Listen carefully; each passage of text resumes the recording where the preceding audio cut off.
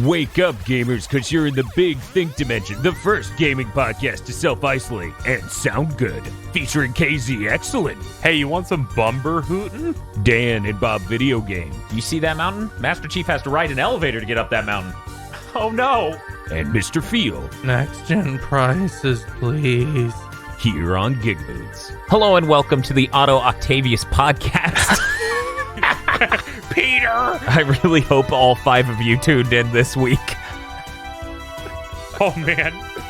What do you think he podcasts about? Fuck Norman Osborn. Yeah. Fuck Osborn! It doesn't go much farther than that usually. Okay. It's just Alex Jones, but yelling about Norman Osborn. And that's it. So really, New York City apparently has 2 Alex Joneses for podcasters between J. Jonah Jameson and Otto. That's kind of dire. Anyone do anything enormously stupid on the scale of me buying an Apple Watch game last week?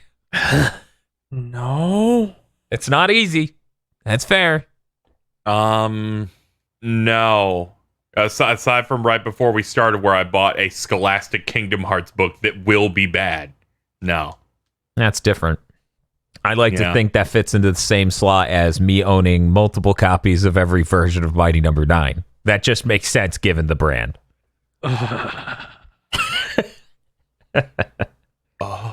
Did you play something at least? I've been playing more Ring Fit. That game's really good. I've also been playing okay. Going on a Diet. That game sucks. Oh no! Oh yeah, that game is hard. That game is the fucking worst. But honestly, I feel really great. Let's see how long this keeps up. The worst part about talking about a diet is if you go off it, people find out real fast. Oh no! They're like, Dan, you said you were on a diet. And I'm like, yeah. And they're like, Do we do the diet check every week? No. Okay, Dan's like, no, please don't do that to me. No, because here's what's going to happen. I'm going to be on a diet 6 days out of the week, and then one day, because it's a nightmare stream that's 32 hours long because we hit the $10,000 goal for the Mario Sunshine stream, I'm going to be eating an entire large pizza by myself. And someone's going to be like, what happened to the diet, Dan? And I'll be like, well, I'm in hell on it. And then I'm gonna ban them for being a narc. That actually sounds pretty great.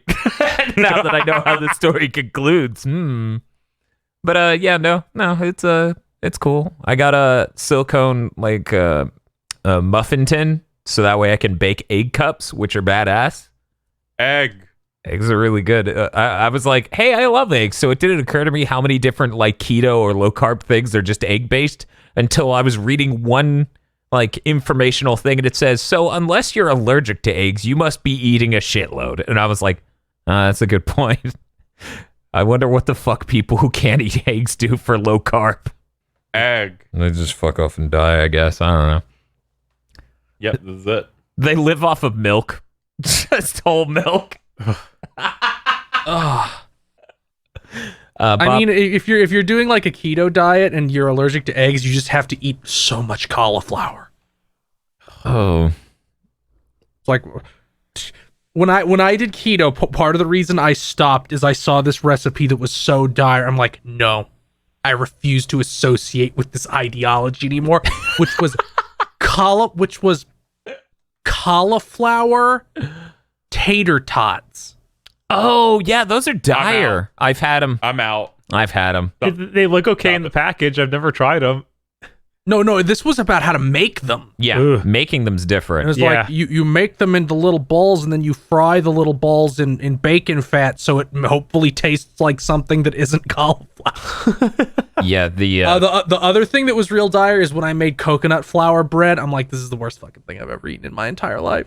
Why'd they do this? I haven't seen coconut flour bread. I've only seen, what was it? It was like an egg bread. So they Dream bread. Dream bread. Thank you. usually. What a fucking stupid name. Anyways, that looked pretty dire because they were like, look, you can dip it in soup and it absorbs the soup, and it absolutely did not. It just ran straight off the side, and I'm like, no. A whole diet of the calorie-free peanut butter. Oh, No. You know what? Can we escape? I'm gonna post a picture of Dream Bread because Bob at very least needs to see it. Okay, it is not bringing up the bread I was thinking of. God damn it. Whatever. Anyway, damn, that's gonna take me a minute to find. Anyway, Bob, you play anything? All I really played this week was all the stuff we played for streams and Dragon Quest Heroes 2, some more of that. Which I looked up. That came out back in 2016. Yeah, it's been a while. It's been a while. It's just been sitting on my shelf forever. Maybe they'll do a new one. Oh with, yeah, because 11 characters. Maybe. Because it came out also on Switch at launch in Japan. Yeah, it did. Yeah, it did. It came out. I wonder if GameStop is still taking pre-orders for that, because that was one of the first ones that showed up for the Switch in the system, and we never released. So that's interesting. One thing I appreciate about it is that all of these Dynasty Warriors spin-off games have like OC characters, and those are usually terrible.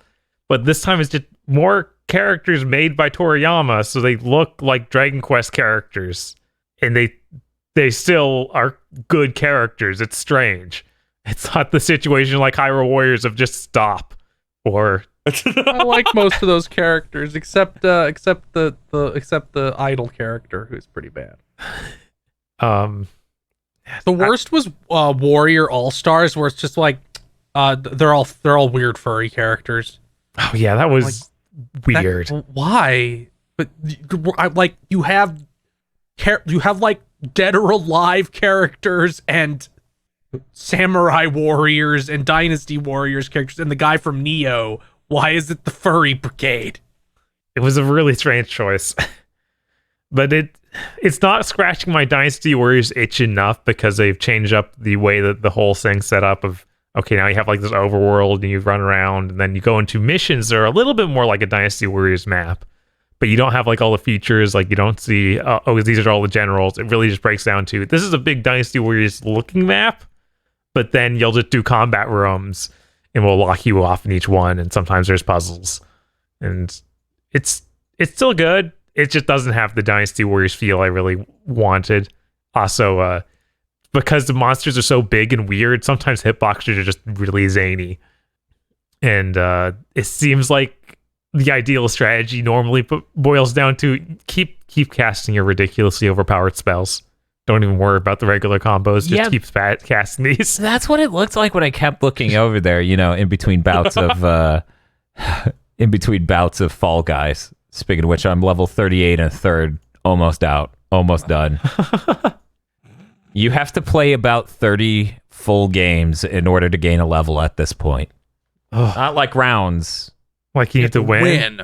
If you win, then that'll speed things up. But if you do a fairly decent round of like every round except for the last one, or all of the rounds but you didn't win, yeah, it takes about 30 or so.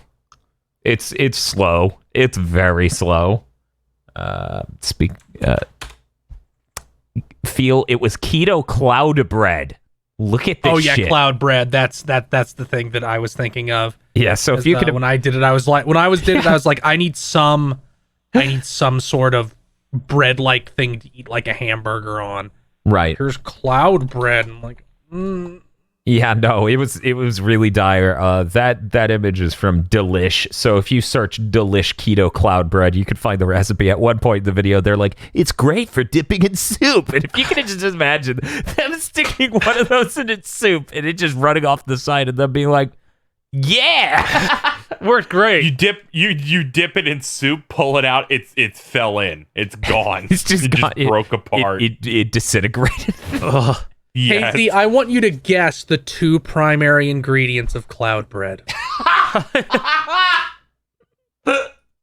He's like, no. Yeast? No. Okay, egg. Yes. All right. That's egg one of and two. Sawdust. No. You'll never get it, so I'll just tell you cream cheese. Yeah. Yeah, my second guess was going to be water. Because, like Phil said, they have those keto brownie bombs or fat bombs, and those are also just piles of cream cheese with other stuff cut in. Get me out. This is disgusting. Death. Bob, we did play Spider-Man, though. Yeah, like I said, probably the stream game. Yeah, I also played the Spider-Man DLC. Yeah, we should talk about that. I feel like people may have not played Spider-Man. But yeah, no, I genuinely mean this. As someone who doesn't have a huge fanaticism for Spider-Man, but has enjoyed many of the things he's shown up in, I was shocked that this may be the best game of this generation. Like, the base game, not the DLC. Yeah, the DLC is a little rough. The base game is really fucking solid. Like, combat feels great. You have tons of options. The enemies are distinct and don't run together in their design at all. The story is very competently put together. I just constantly think about Ghost of Tsushima as I'm like, look at all these characters with their motivations, and none of them are complete psychopaths. They all have proper motivations for what they're doing, except for J. Jonah Jameson. And then sometimes you like go up to like one of those computer terminals, like, what's up is Harry Osborn. The internet gas will be taking over the city now. You got to quickly get this done, Peter. But yeah, no, that game was really great. I really missed out by not playing that when it first came out. It's a really incredible game. It's either a 9 or a 10 for sure. Completely shocked by that. I didn't expect to hate it, but I expected it to come in at about Ghost of Tsushima level, Right. I do think it's better than Ghost of Tsushima in a lot of ways, but I do think there's some unique ways Ghost of Tsushima is better than it. Now I'm really concerned because it's like Death Stranding, really enjoyed it. Ghost of Tsushima, really enjoyed it. Spider-Man, really, really enjoyed it. I'm going to go play Horizon and hate it, aren't I? No, I don't think so. I'm worried, man. Maybe you'll like that one the least, but I think you'll still like it. Yeah, that's kind of that's kind of how I feel about it also. Although I think I like it a little bit more than Death Stranding, but you really like Death Stranding. Yeah. You probably like it less. Past a certain point, I really like Death Stranding. The first area sucks in principle, but that's its own conversation. If you're weak.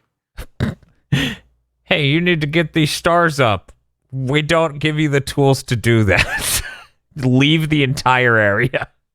It's a metaphor for the uselessness of humankind.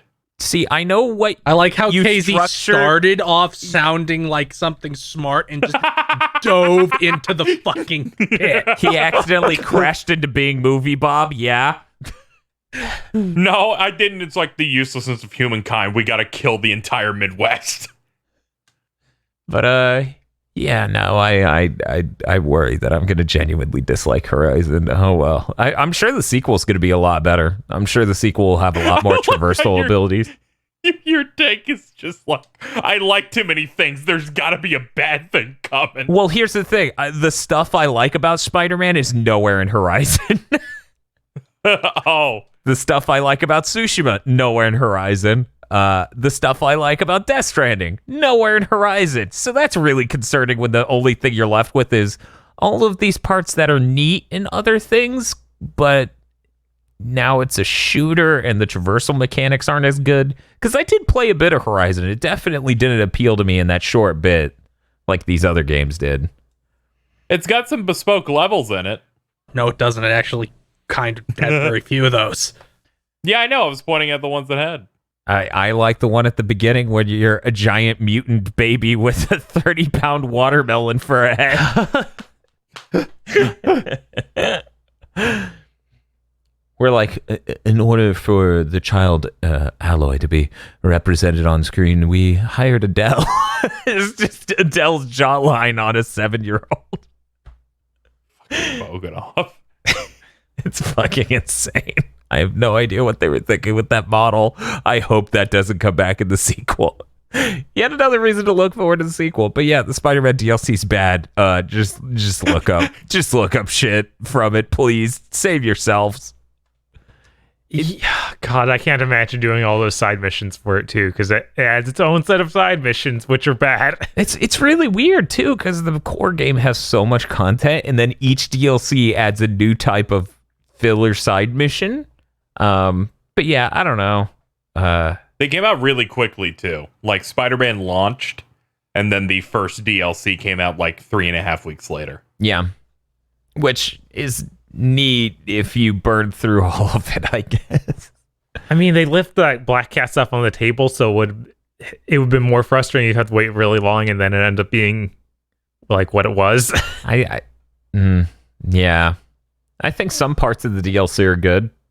I think it has some cool story things. It's just buried in there. I think that's the best stuff in it. It's just buried under all the every woman Peter knows makes his life worse. It's gonna be crazy when Mary Jane is in Symkaria for the next one. Peter's just polyamorous with every single female lead in this game. It's gonna be really great. Miles is like, please help me. He's like, I'm busy. No, I'm busy, Miles. I'll talk to you about it when you're older and to Chad. All I could think of when Black Cat opens that door and makes the smirk, and then the thing happens. Yeah, was that's Phil Spencer announcing the price of the Series X. God damn it, dude. All right. Well, fucking what's next? I knew that would kill KC. Yep. Yeah. What's next? Bob, what else did you play? I didn't play anything else. Oh, okay. That's cool. Hey, KZ, what you been playing? I played the full version of Avengers this week. Did the squeeze through work? I ignored it. I was like, only suckers go through that thing. Oh my god. You're a coward. Why can you ignore it? This is what it is. Imagine a hallway, right? Imagine if we took up half the hallway to create a squeeze through of two boxes. Just walk around it. There's still space on the left and right side. Dude, why is it there? I don't know. It doesn't even function like a squeeze through. She'll like walk through it, and like her pet scalp was kind of clipping through like some stuff on it. But yeah, I just assume, the Xbox version, you can't go around the sides, and that's the reason that it's there. But yeah, I picked up the main game. Thank you, Square Enix. #ad. Yeah, I was like, there's no way KZ paid $80 for this. I'll buy bought $60, but 80? Yeah, that'd be a little extreme. So far it's been really good. The beta just gives you access to like that opening mission, which is the attack on the Golden Gate Bridge, and then everything starts popping off. But they cut the entire like intro part to that, which is Kamala Khan winning a contest for Avengers fan fiction. So she gets to go to this Avengers Day event, and they have a whole like setup for it. Like you go in, there's like a little arcade you get to check out that has a bunch of fake games. So wait, do you get to play Kamala when she looks like an actual child? Yes.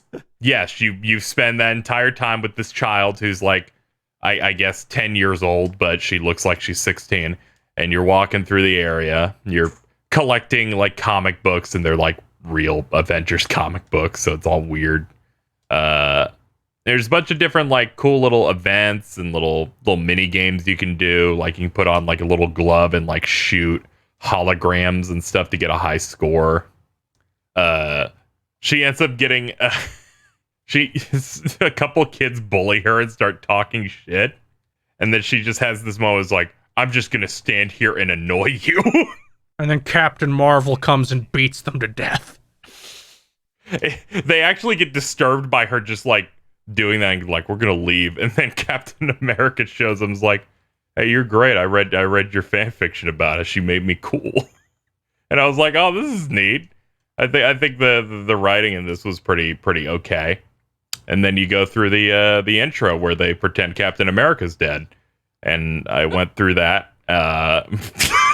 When they're like, you got the game, you've now unlocked these costumes for Captain America you can't access in the intro. It's like, I think that tells me exactly what's going to happen.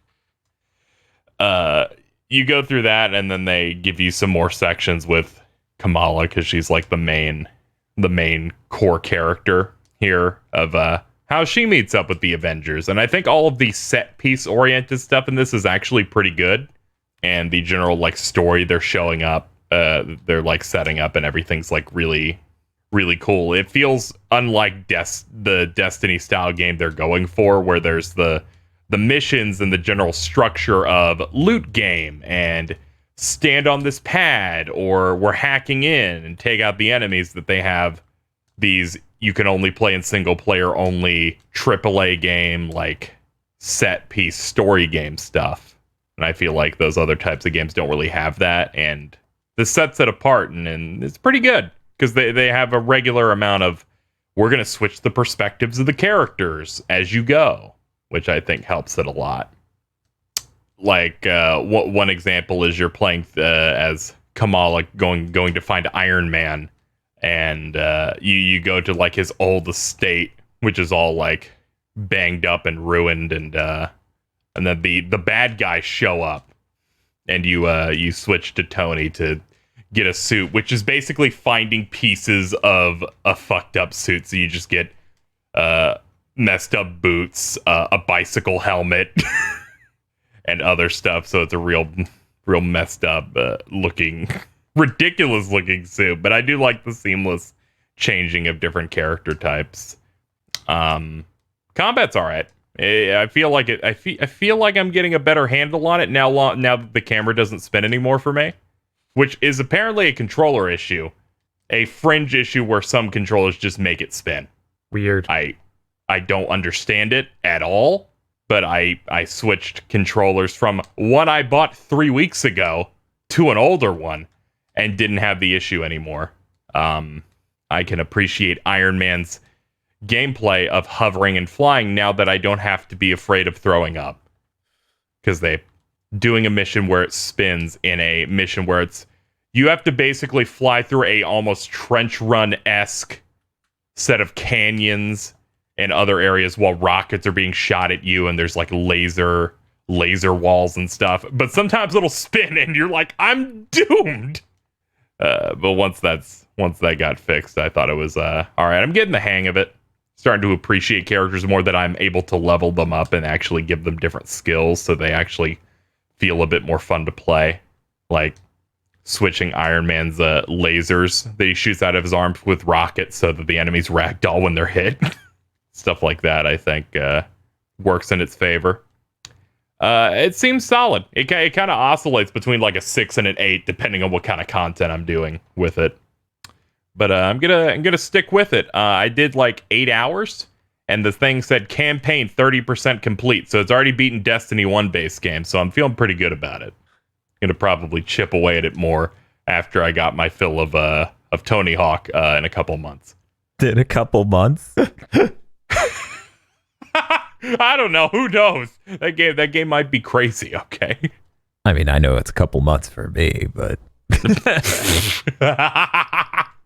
yeah, because that's you. That's it for me. That's pretty much. Yeah. It's trying to. Oh wait, no. I did play one other thing. It was Final Fantasy Crystal Chronicles Remastered. Ooh.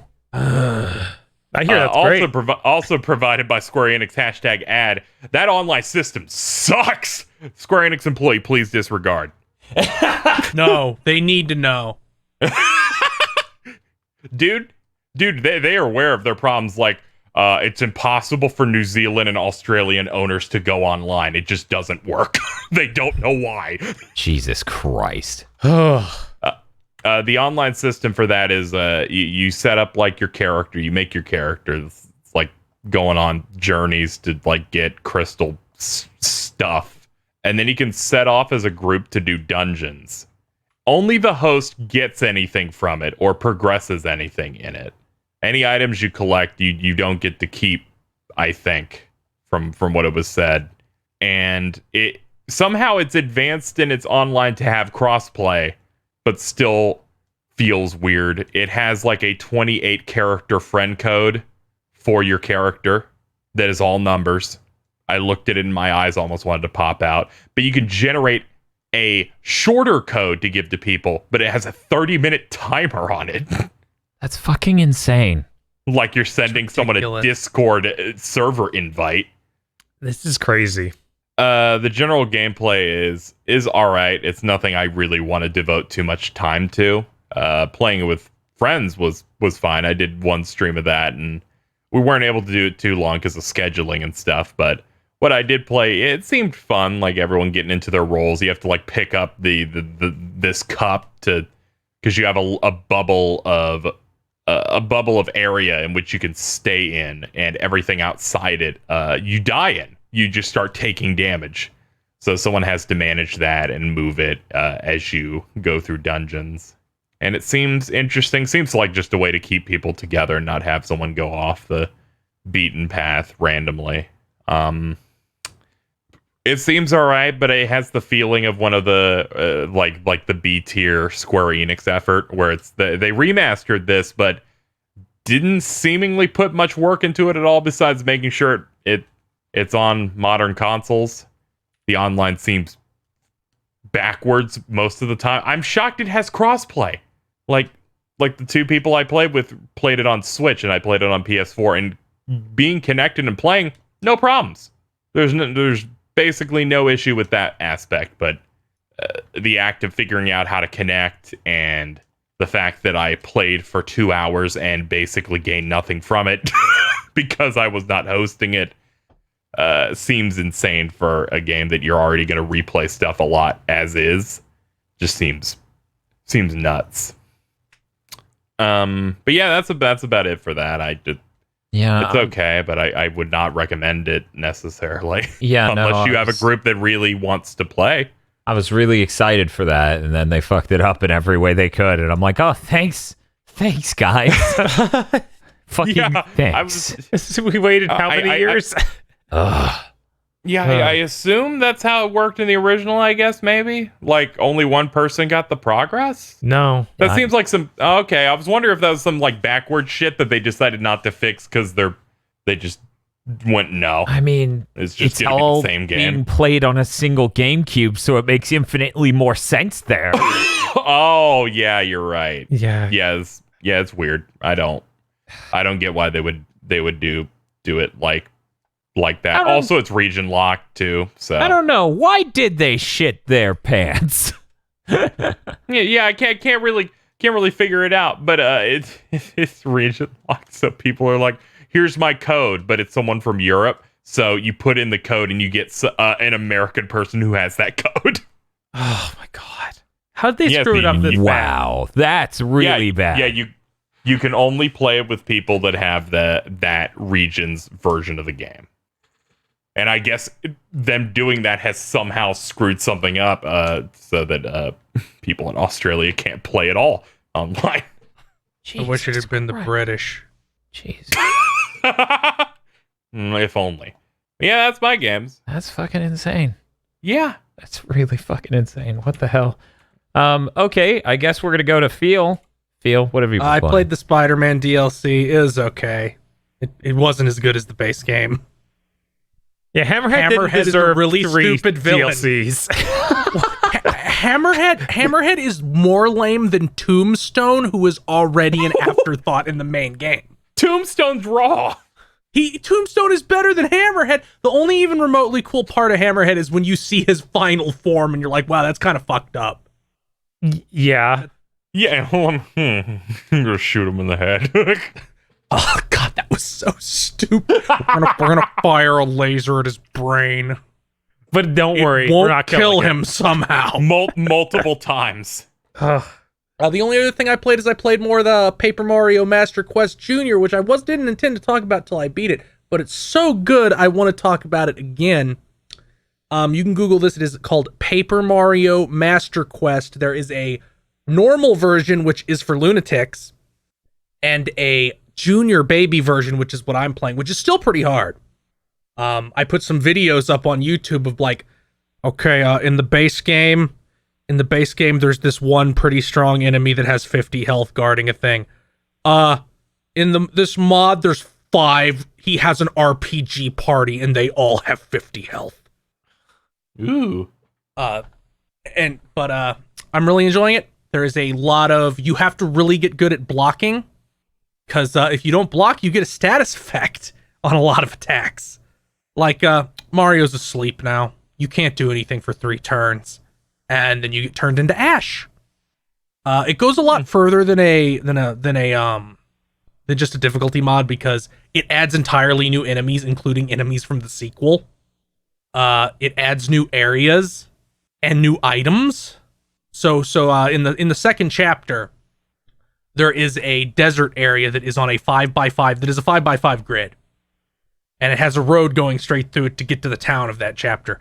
In this game, they go, there was a sandstorm, so the road is constantly blocked. You have to go this enormous winding path through the horrible desert full of things that want you dead. As I cry tears of blood. There's also a lot of quality of life upgrades that make it really fun. Like, in the base game, there's a character called, what the fuck is this asshole? Called like QZ. Yeah. I'm gonna look up his name because Chuck Quizmo. His name's Chuck Quizmo. And he gives you a quiz where you get like a collectible. In the base game, he'd let you take one shot at one question and then leave, and you'd have to find him at some other place in the game world. He had 65 collectibles. In this game, you're allowed to keep answering questions until you get one wrong. But yeah, there's a lot of quality of life stuff like that. It's much more challenging, but does not feel insurmountable. There's nothing in there that feels particularly cruel, except for one part where the character Lady Bo, who is a green boo with she's an Ojo character but a boo. She has a move called Screech in the base game, which is bad because it just scares away enemies and you don't get anything. In this mod, they made it a piercing damage move that hits everybody, so it's a lot better. Something you won't know unless you go into the status menu and read the details of the move, which why would you ever do, because it tells you that in battle, or at least a truncated version. Apparently she's full of methane gas, and if you try to use this move on an enemy that's on fire, she fucking explodes. That's pretty good. I learned the hard way. Okay. Oh, no. which is how I got one of my game overs, because I'm keeping a game over counter, and I think it's currently at 10. For the record, when I replayed it normally, I did not die once. Yeah, but there's just a lot of moments of, wow, that did 18 health. I have 25 health. and again, this is the baby mode. I've been watching somebody play the real mode, and it's like, yeah, there are bombs in the first major area. If you let them blow up on you, they do 15 damage. At this point, you probably have around 15 health. Should have rolled. But yeah, it's very good. I highly doubt it would run on real hardware if you like did some flashcard nonsense, because you have to mess with the emulator quite a lot to get it to run at all. Or not quite a lot. There's like 3 things you have to do that it tells you on the page. It also added like the Pit of 100 Trials, which the sequel has, which is just a 100 floor bonus dungeon. So that's cool. I enjoy it a lot. If you like Paper Mario and never played this, check it out. I highly recommend it. And that's everything I played. Oh, well then it sounds like we need to talk about our feelings. I feel very grateful for the pod lords. Oh, okay. Okay, good. We don't have. No, I thought we were going to talk about how my dad beat me, but I prefer the Podlords that don't beat me. They beat me with dollar bills, y'all. The Podlords. The Podlords who beat me with income. Yeah. I love doing this show. I do too. What a carnival. It really is. It's not going off the rails. It's just zigzagging and spinning. It's just a tilt-a-whirl. That's all. Yeah. A tilt-a-whirl powered by Podlords such as Danny Richardson, E. Lee Broyles. We fall now? We fall now. Only until you're 40. Yeah, the 1 2/3 levels from now, I don't fall anymore until next season. Corey Brown, Red Blaze 27, Jucifer 3D All-Stars, available till March 31st. Stop that! Suzushiro. What? Microsoft opening Tokyo Game Show like it's just a cube lowering down on a man in the fetal position. Does that just say name cube? Yes. That man is Tim Schafer. Someone get me out of here. Where's my sock puppet? Oh. Ethan Mars must win an episode of Fall Guys to pass the unicorn trial and revive Jason. This is fucked up. Me, when I realized I unintentionally predicted 2 Series X related rumors. Oh my god. He's ascended. Jesus.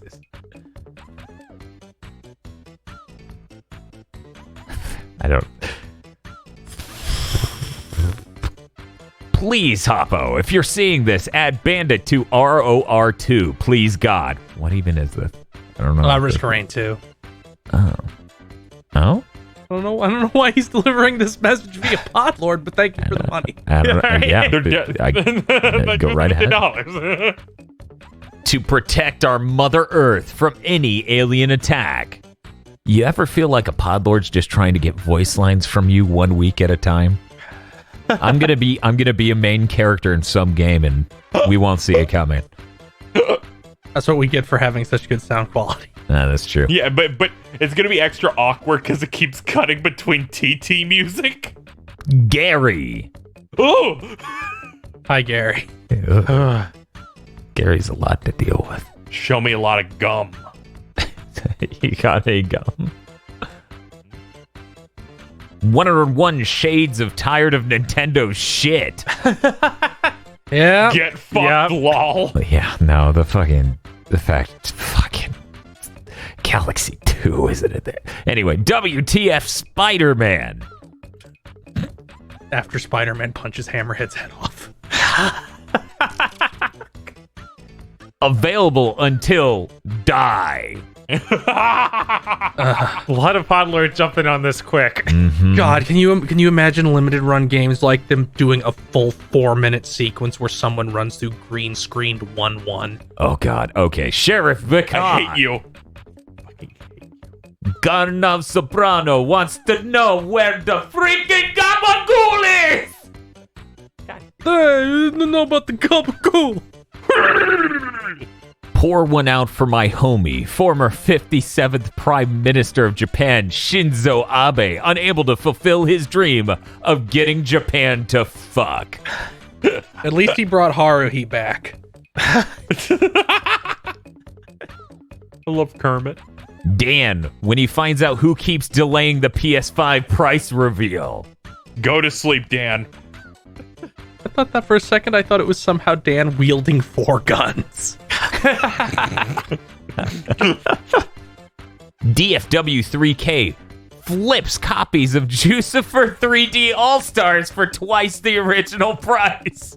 Holy shit, man. Man, you called That's that low. dude's Podlord name from a mile away.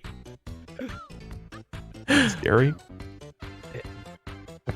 I hope you got your shitting pants on, because you are about to shit your pants.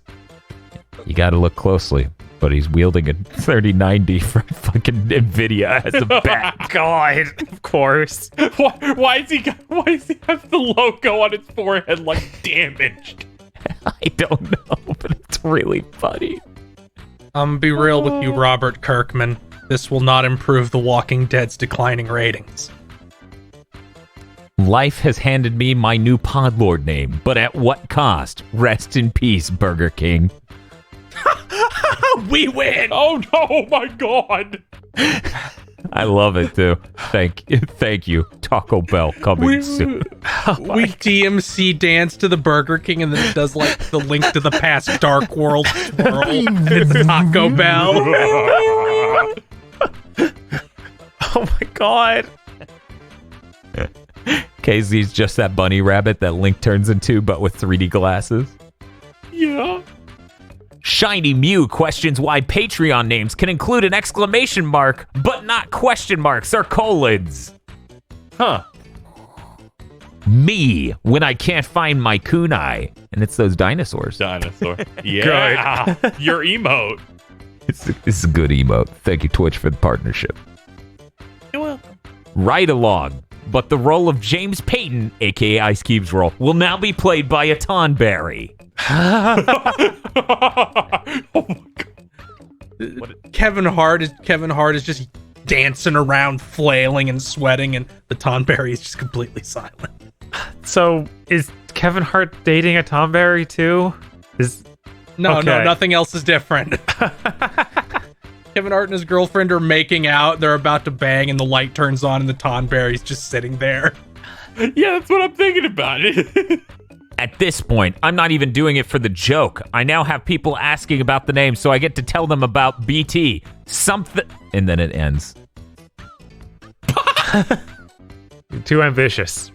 Devil Summoner Raido Kuzunoha versus Digital Devil Saga Switch Edition.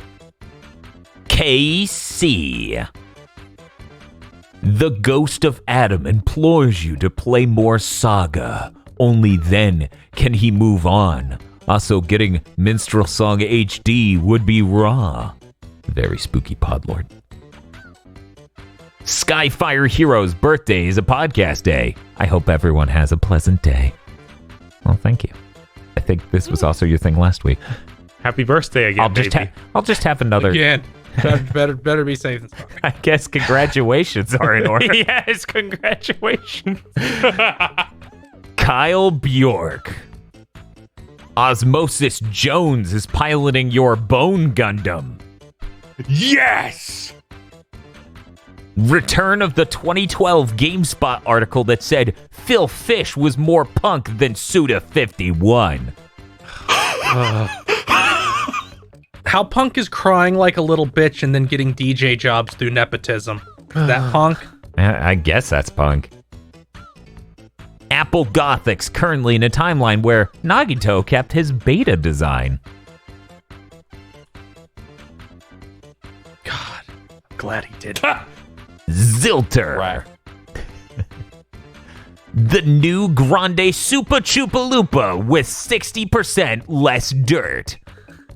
Yeah, but we still lost the potato, so there's no point. At what cost?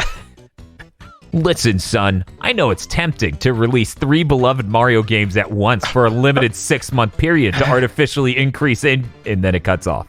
Oh my God. Why is it like Squidbillies, Hank Hill? I don't know and I don't want to know. Yep. Zass almost misses all his deadlines. Oh, that's good. It's, when you start missing, that's when it gets bad. Ileana Viridian knows nothing about sports ball, but that new Captain Tsubasa game looks pretty raw. Yeah, it does. There was a clip where a guy just T-poses on the ball all the way to the goal. Yes. And then he scored on his own team. That was the best part of that clip. Someone was like, "Is that a feature?" And the guy goes, honestly, I wouldn't be sure that it was a glitch until I noticed he scored on his own team. Yeah, there is that guy who's like, I'm just going to ride on the ball. I'm going to kick it and also put one foot on it. Exactly. And that's fucking stupid and amazing. So, you're saying Zebo 101 can't play the bouncer on the PS5? That's what Ubisoft says, or did say before they took it down. That's what Ubisoft's tragic Tourette said before they went, oh shit, we're not supposed to say that. We made a big mistake earlier this week. Let's talk about the PS5 to trick people. With the release of a new game, the Kaseki Boomers have once again come to darken my door. This is tragic. It's unfortunate. And I've never watched Ava, but Bob's shirt makes me laugh. Thank you very much to our Podlords. Thank you so much. Thank you, Podlords. Thanks, Podlords. Podlords ending strong. And if you'd like to become a Podlord, you can go to our Patreon at patreon.com/GBpodcast.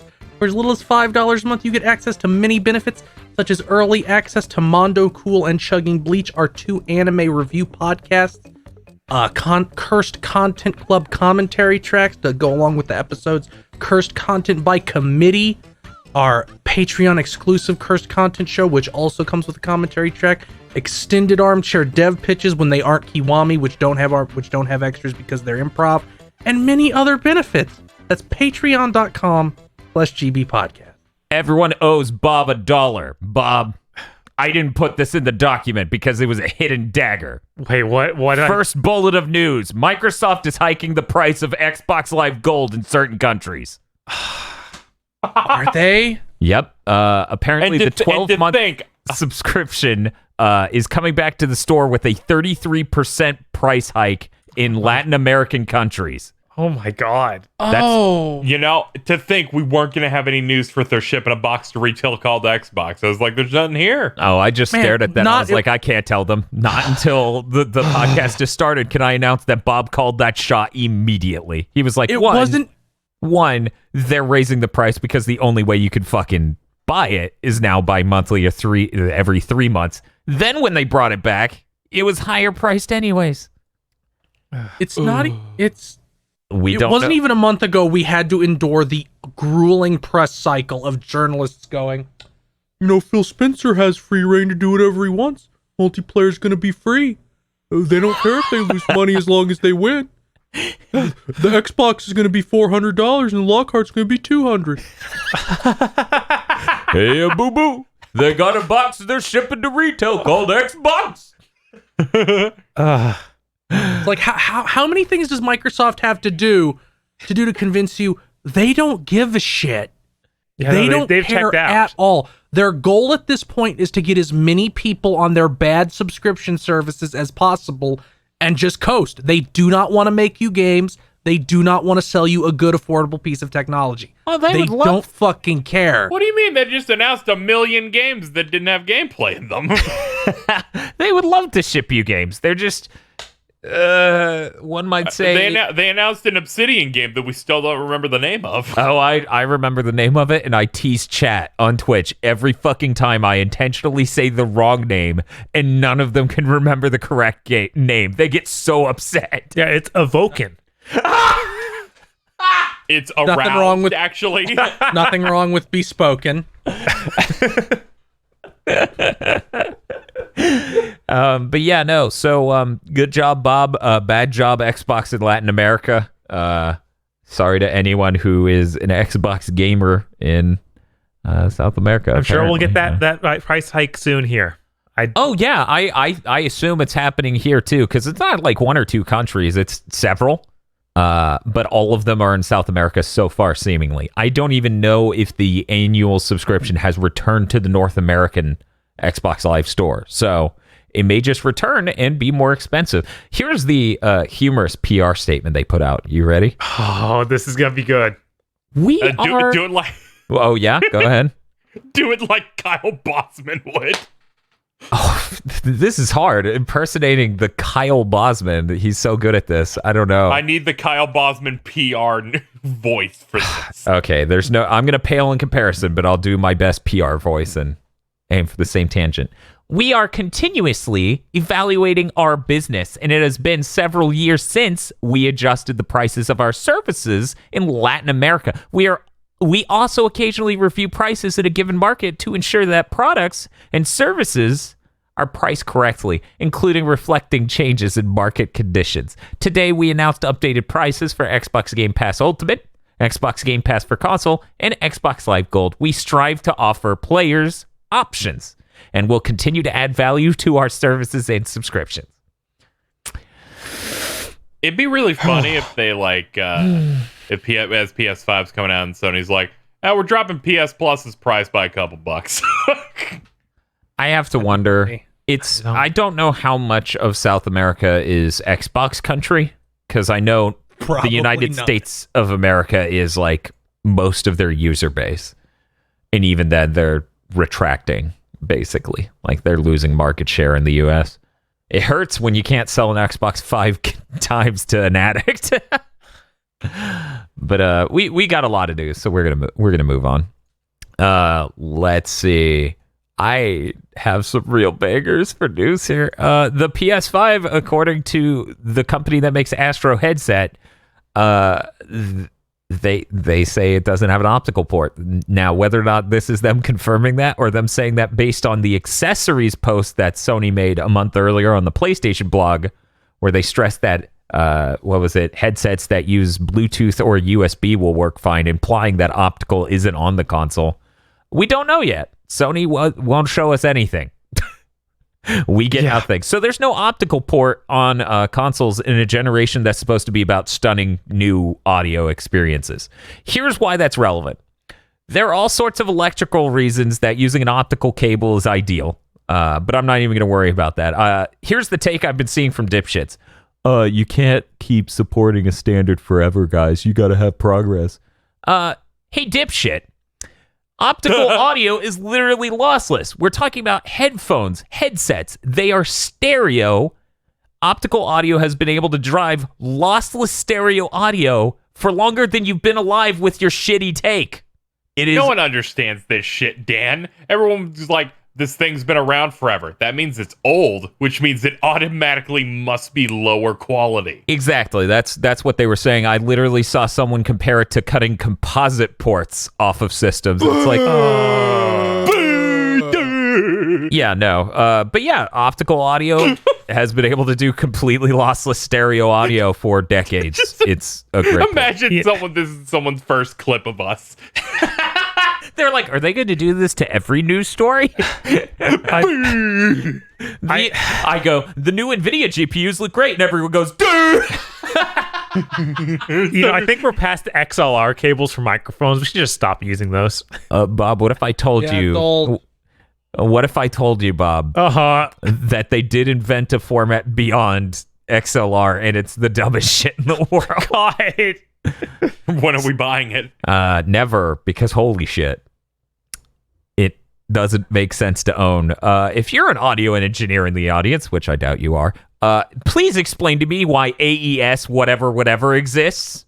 I don't need a digital port for my audio. That's what the audio recorder's for. Anyways, if the PS5 doesn't have that, that totally sucks, because even though Astro's going to make a device that'll fuck things up, I'm certain, which will take your HDMI 2.1 signal and it will demux an optical SPDIF audio cable off from that so you can use it on your headsets. One, that costs $40 to get from Astro. Two, guess what, motherfuckers? That actually introduces noise.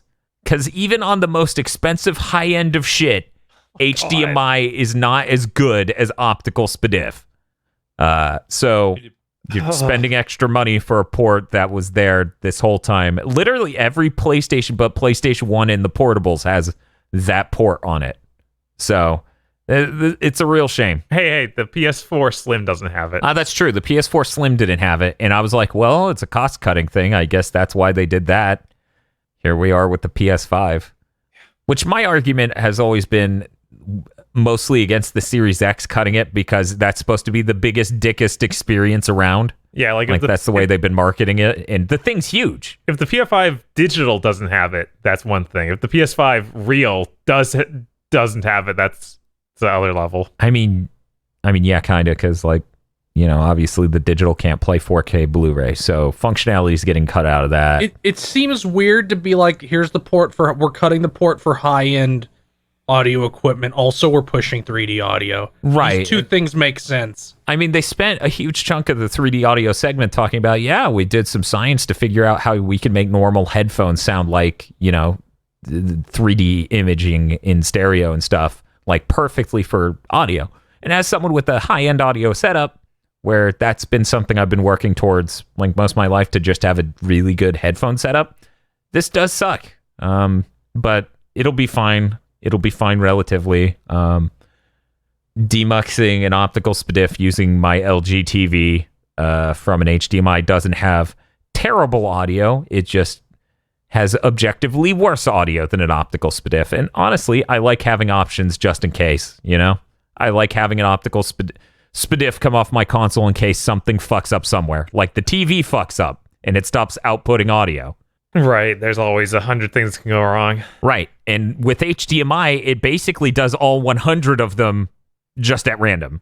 So it's a shame. I hope they show the back of the PS5 and that this isn't the case. Before I get into more technical shit, we should take a break with some normal fucking news. Hey, KZ, do not talk about Nintendo. Yeah. Talk about anything else. Okay. Ratchet and Clank Rift Apart will feature a 60 FPS performance mode. Yes, I went in very hard to not make a mistake there. Just like many other PS5 games, it seems they're just letting you toggle on that 60 FPS mode, just like Spider-Man, just like Demon Souls. Yeah. This will also have that. Having seen that gameplay demo, holy shit. Yeah, that's insane. That's really nuts. 60 FPS particles going everywhere.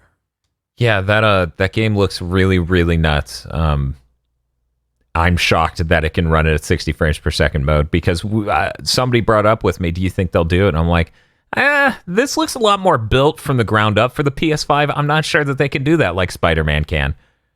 And then the next day they announced it, and I was like, what?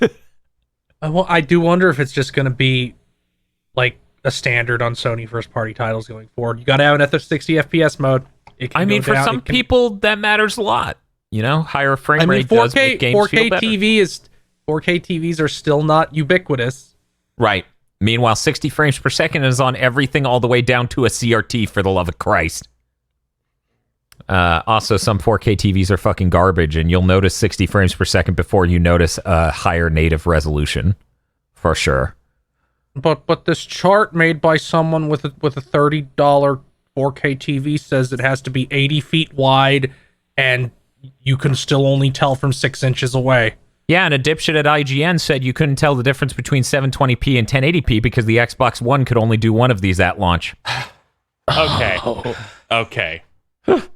I saw a dumb IGN thing recently that loops into one of our news bullets, so I have to do it now. Okay. It's the only time it makes sense. So, in acquisition-related news, Sony said they plan on acquiring more studios alongside porting stuff to PC. I was listening to their PlayStation podcast over at IGN, and they said, you see, it makes sense that Microsoft announces that they're acquiring a lot of studios because their plan is to get a lot of games and a lot of high-quality content to their Game Pass thing because they're not worried about sales anymore. They're worried about like getting a lot of things in their catalog there. And they're like, but Sony already puts out a bunch of good exclusives, so why do they need to buy more studios? Who said this? What complete void of thought said this? I don't know. I don't remember which one it was. It might have been Jim Carrey over there. I'm unsure. I mean, does Jim Carrey just work for IGN now? No. There's a dude who kind of looks like Ace Ventura over there. Yeah, but, just a bit. Yeah, but the general idea was, well, Xbox needs a lot of games for Game Pass, but Sony already makes enough good games. Why do they need to make more good games?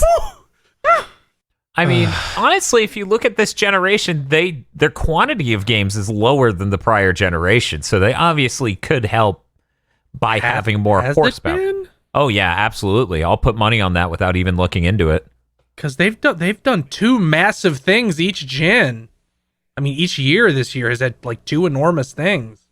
Yeah, the PS3 had a lot of titles exclusive to Sony. Yeah, PS3. What happened with the PS3, because you forget, is they put out a lot of stuff and let it die. Yeah. Oh, like yeah, a lot of people don't realize we had like Twisted Metal. We had Twisted Metal, Starhawk, Mod Nation Racers, Little Big Planet karting, 2 Little Big Planets, 3 Uncharted's. What else? We had 2 God of Wars. We really shouldn't have had 2 God of Wars. We had 2 Killzones.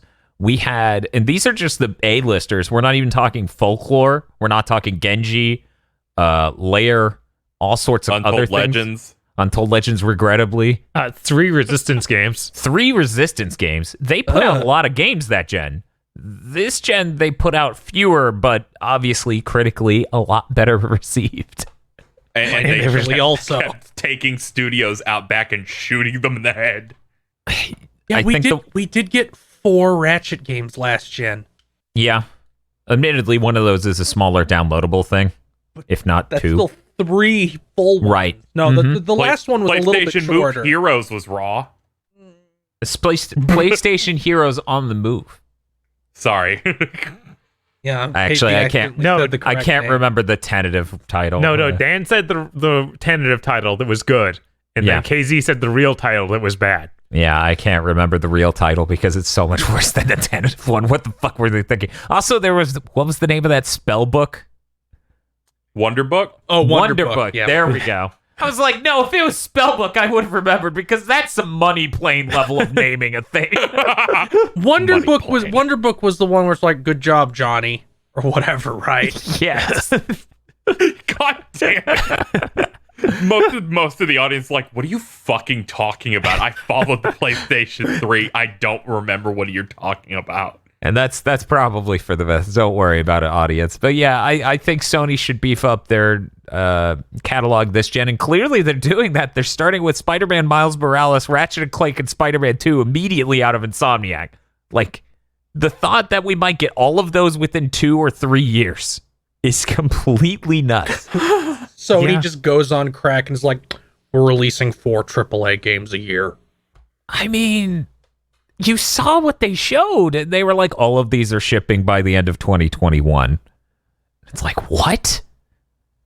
Like, fucking... I wouldn't be surprised if all of those are in the first 6 months. If all of those are the first 6 months, They're- we're fucked. Horizon's the only one I don't buy. I think their launch lineup's doomed, Dan. Well, KZ, that's a weird opinion that I will take as genuine. Of course.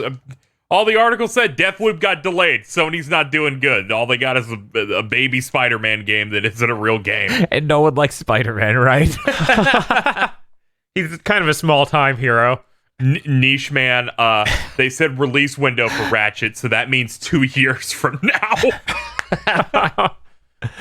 Oh, man.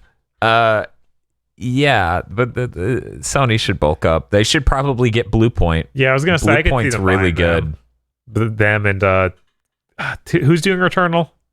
Housemark. Yeah, Housemark. Housemark's stellar. They should absolutely get Housemark.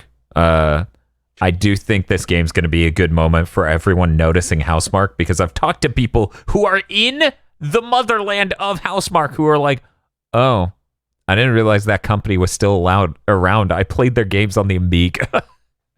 I was like, oh my God, that's so depressing. Your country only has like 2 developers. The other one's Remedy. Oh. Anyway. Oh no. I just looked at the final bullet in KZ's news. Well, speaking of acquisitions, Tencent acquired Layu Technologies. That's they're cool. the ones that are that own Warframe. They own the digital studio that screen. makes Warren Frames, and they Yeah. own whoever made the Gears multiplayer for the past couple games. Oh, Splash Damage. Oh, Splash Damage. Oh. Yeah. So, And Splash Damage does the multiplayer on most Xbox things. oh yeah, we did look into that and had a stroke over how it was like, wait, Yeah, Xbox just keeps outsourcing like Master Chief Collection, Gears. Yeah, we were losing it because Sony sounded like they were interested, and we're like, this would kill Microsoft. Yeah. But now it's okay because Tencent owns them. Yeah, I'm not sure. Did they also make Gears Tactics? I think Yeah. that's what Yeah. we. Yeah. Okay. Yeah. So, do you want that last bullet? Do it. We'll just transition Okay. from back to Fields news. Okay, everybody, it's time for the Ubisoft block, opening up with the number 1. Another Ubisoft Forward. They announced this in an earnings call last month. We have a date. It's happening September 10th. People have seen through, I guess, leaks and like confirming it through like the actual promo. Immortals, Phoenix, spelled Fenyx, Rising, is the new name for Gods and Monsters. A much better fucking name. It'll be Yeah, shown that's there. such a fucking hideous name. You That- have now made your franchise name the most generic. You've done the Crucible disease. Our franchise's name is one word that is not distinct at all. Word, bad subtitle. Yes, Phoenix is forgettable apparently the subtitle. main character's name. Who gives a so shit? Who? I don't care. Shadow of the Phoenix. Rise of the Phoenix. Is this the one where he becomes or she becomes the Phoenix? It is unsure. I'm really looking forward to Infamous being renamed Superhero Cole McGrath. Yeah, no, this is terrible. That is seriously up there with PlayStation Heroes on the Move, where they're just like, no, it's too clever. Beat it to death. Break its legs. Were they like, we have Skull and Bones is totally gonna come out. We can't have two series named Word and Word. One, I absolutely think that would be the case. Skull and Bones is so fucked. I'm just thinking about how they actually made box art. They made box art for Gods and Monsters, because we had it on display at GameStop. Oh. Why? We only saw like 10 seconds of it. So that way people knew what to look for on the Stadia store. It had a really good logo even. They just it had a good one. Yeah, no, it's just solid. like we have to throw out this good logo. It was a good closer for that. Yeah, it was a good closer for that E3 show because that was the fractal maze of Tom Clancy. Yeah. And then they ended it with something that looked interesting at all and made me have a pulse. Yeah. And then they had to rename it to AAA Gray Goo Problem. I assume it's also going to now be like mature looking. Oh. Maybe I'm just being pessimistic. No, you're probably right. Son of a bitch. We have 1 week until we know. Well, Theo, what's next in our Ubisoft block? Now that we got the almost positive Ubisoft news, it's time. How was that almost positive? Well, relative to this upcoming news, Phil, getting shot might be considered positive. Yeah, compared to you, who seemingly just posted Ubisoft be like, and a picture of Goku saying, "I'm about to get racist." But yeah, Ubisoft released Tom Clancy's Elite Squad. Ooh. It is a mobile game. It was the one everybody yelled at them about because it's like, you can't make a fucking Splinter Cell game, but you can put the guy from Splinter Cell into this. Yeah, Sam Fisher. That game opens with basically going, all protests are the result of an evil organization named Black recruit war criminals and actual criminals for your extra legal government squad to shoot all of them in the face. Their logo is a fist going straight up. Their logo is the Black Power Fist. This is insane. But it's okay. It's not black. Their organization's called Umbra. Which means black. So, I believe... Also, this game was directed by the CEO of Ubisoft's son, who is 24. Oh, Nepotism. no. Nepotism. No fucking... Oh, my God. Nepotism. Stop cheering for nepotism. I'm not cheering for it. I'm just saying that that's what happened. But yeah. That's really, truly terrible. Even if we give them the benefit of the doubt and like all of this was made well before events of this year, it should all have been canceled. But it should have blacklisted before it ever got to public. But the worst part is, you know damn well that's not the case because it's about protests breaking out across the entire world and how it's actually the work of a secret organization called Umbra. Yeah, I because know. people The intro obviously are literally being manipulated. It literally goes, the protesters say they want equality and justice, but they're actually an evil or authoritarian organization. It's insane. Yeah, that's pretty indefensible. This is literally the worst, most disgusting thing I've ever seen a game company do. This is fucking unreal levels of, wow, I don't even know how you defend this from an artistic standpoint. The only thing that could even remotely compare to this is if Rockstar came out and is like, here's Red Dead Redemption 3. You're a guy who recaptures escaped slaves. And that's like, treated as positive. Right. That's the thing. It would have to be like an actual Western instead of something with nuanced characters and morals grays. You just be like, oh, thanks, buddy. It was going to be really hard to pick that cotton before you showed up.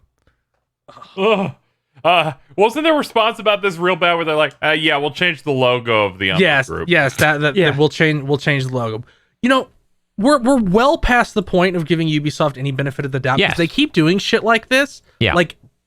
Like in the first Division game, it's like your government man, kill exactly who we tell you to. They look exactly like people you're not supposed to kill. Just trust who the government tells you need to die. Well, they're wearing a hoodie. They must be a criminal. Like, stop the looters from getting this food and let citizens get it. The looters look exactly like the citizens. You'll tell by an indicator on your HUD which ones to shoot in the face. This was the only time that and I don't even know if he was being hyperbolistic. I don't believe he was. He was like, guys, Ubisoft is racist. And I, usually feels saying a funny, feels like they're war criminals. And we all go, ha, ha, ha. He said that. And I just went, yeah, no, this is indefensible. It's not even death. And you're like, ha, ha, ha, yeah, okay, cool. He's like, death. And I'm like, okay, I'll get the guillotine. At least air tickets will be cheap. Fuck. Like, there's literally a part in this trailer where it says, we can't win this fight by playing by the rules. Recruit these evil mercenaries and literal drug lords. Yeah. No, this is beyond reason. Like, this is completely indefensible.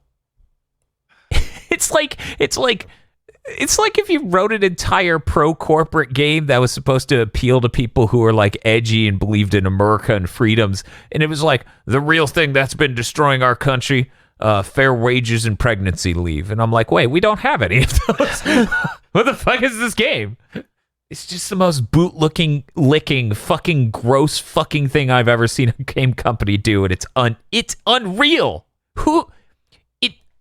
I would say it takes balls to do this, but I think they're just so fucking stupid. They have no idea what they did. No, I don't. It's a 25-year-old rich French white guy. He knew what he was doing. That's my take, is that no, the CEO's son is just racist. That's a bad look, bro. I think they're not allowed to announce Ubisoft Forwards anymore or do those because every time they're going to do one, they shit their pants a week prior. We've had to remove most of this video. Please. You could just remove the entire video. Yeah, we were talking about, apparently it doesn't really show up elsewhere in the game. It's just that video that really hammers that home, that's what the evil organization does. That's what I heard, that a lot of people who worked on the game were like, we had no idea this was in here. Everything else and everything we were told was like, they're like a kind of campy James Bond villain organization. Yeah, it sounds about right. It's like, we're making the game, and they're like, well, we got to add a story. The publishers add the story. Here's our video. Well, all the writers are tied up writing these really cute character dialogues and character bios. I guess I, the creator of this game, through nepotism, can write the intro and outsource the production to another company. It's okay. The racist ghost of Tom Clancy came back to write this. Oh, thank goodness. It's just the villain from Wild Wild West. Oh, no. I mean, that's your commander. Like, it could also really just be, it's like, people who like Tom Clancy games want this. I think that shows a level of competency that I don't think was shown here. I think they're just too stupid.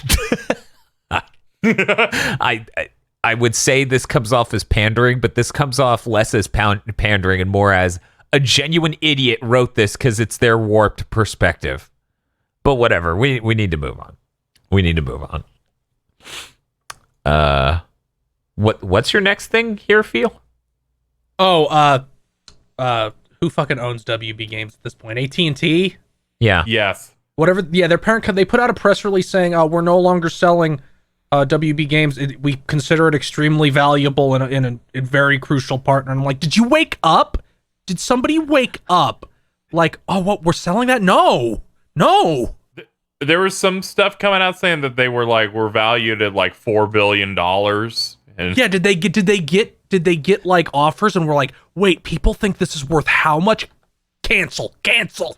yeah, I think it was that, or maybe they weren't getting the amount that they really wanted, or people were offering them but saying, we want some control over the IPs we would effectively be buying you for. And they're like, oh, we don't want to do that. Then there's been a lot of like upper management changes over there since like the AT&T thing happened. Yeah. So yeah, like that's why that Zack Snyder shit happened. Where it's AT&T's like, well, we want a big thing for the streaming service we got. You should I don't know, people keep yelling about the Zack Snyder thing. Make that an 18-hour show. We're gonna jump over to Bob's news. Sure. Bob, do your last bullet, then I'll do my tech bullet, God. and then we'll come back for your absolutely top tier top bullet. So one more Ubisoft story. Yep. They put out a support set page that says the PS5 does not play as PS1 to PS3 games. Now tell me, wouldn't it have been better if it literally said that verbatim? And they're like, oh, by the way. Because here's the phrasing. The original phrasing is like, this page is about how you bring your Ubisoft games forward, okay? Mm-hmm. And then they're like, certain PlayStation 4 titles will work on your PlayStation 5. PS1 through PS3 won't. It's just like, what? Yeah. You're like, wait a minute. You're oversaying. Right? Like, part of me, like, doesn't even think that they would know. Like, one, I'm totally with you on that. There's a really good chance that the person who wrote this doesn't being know. racist. like this is the reason that Sony doesn't tell people stuff, because stuff like this gets posted. Right. And Sony hasn't been leaking stuff recently. And like when you hear Sony talk about how they handle things internally, there were countless people at their internal studios that the first time they saw the controller was that blog post. Right. So the odds that this person at Ubisoft who wrote this tech support page has no idea, pretty high. Right. At the same time, though, I have no idea if it's going to play PS1 through PS3. But what I will say is that the only difference between the PS4's PS2 back-compat and the Xbox One's Xbox back-compat is, one, there are more PS2 titles on the PS4, and two, when you insert a disc for that game, it doesn't work. I think Sony will continue forward with the PS2 back-compat stuff, and I'm sure that stuff that's compatible on the PS4 will probably come forward to the PS5. Yeah, it'd be weird if there were downloadable games like those that just didn't work on the PS5. I could see that exact thing, but nothing else, right? So, like, the PS2 emulation has to be pretty well designed to work for whatever it's on. Right. I could see them fucking it up and not getting that. But I think it's more likely that that'll come over and they're probably going to do a few more games and be like, why isn't this succeeding? And they're not going to advertise it. And more importantly, when people stick a disc in the system, it doesn't give them credit for the game. Right. And that's the thing everyone wants. No one wants to go and buy a 3-pack of games for $5 like I just did. I'd also just take, the PS1 and PS2 games from PS3 work.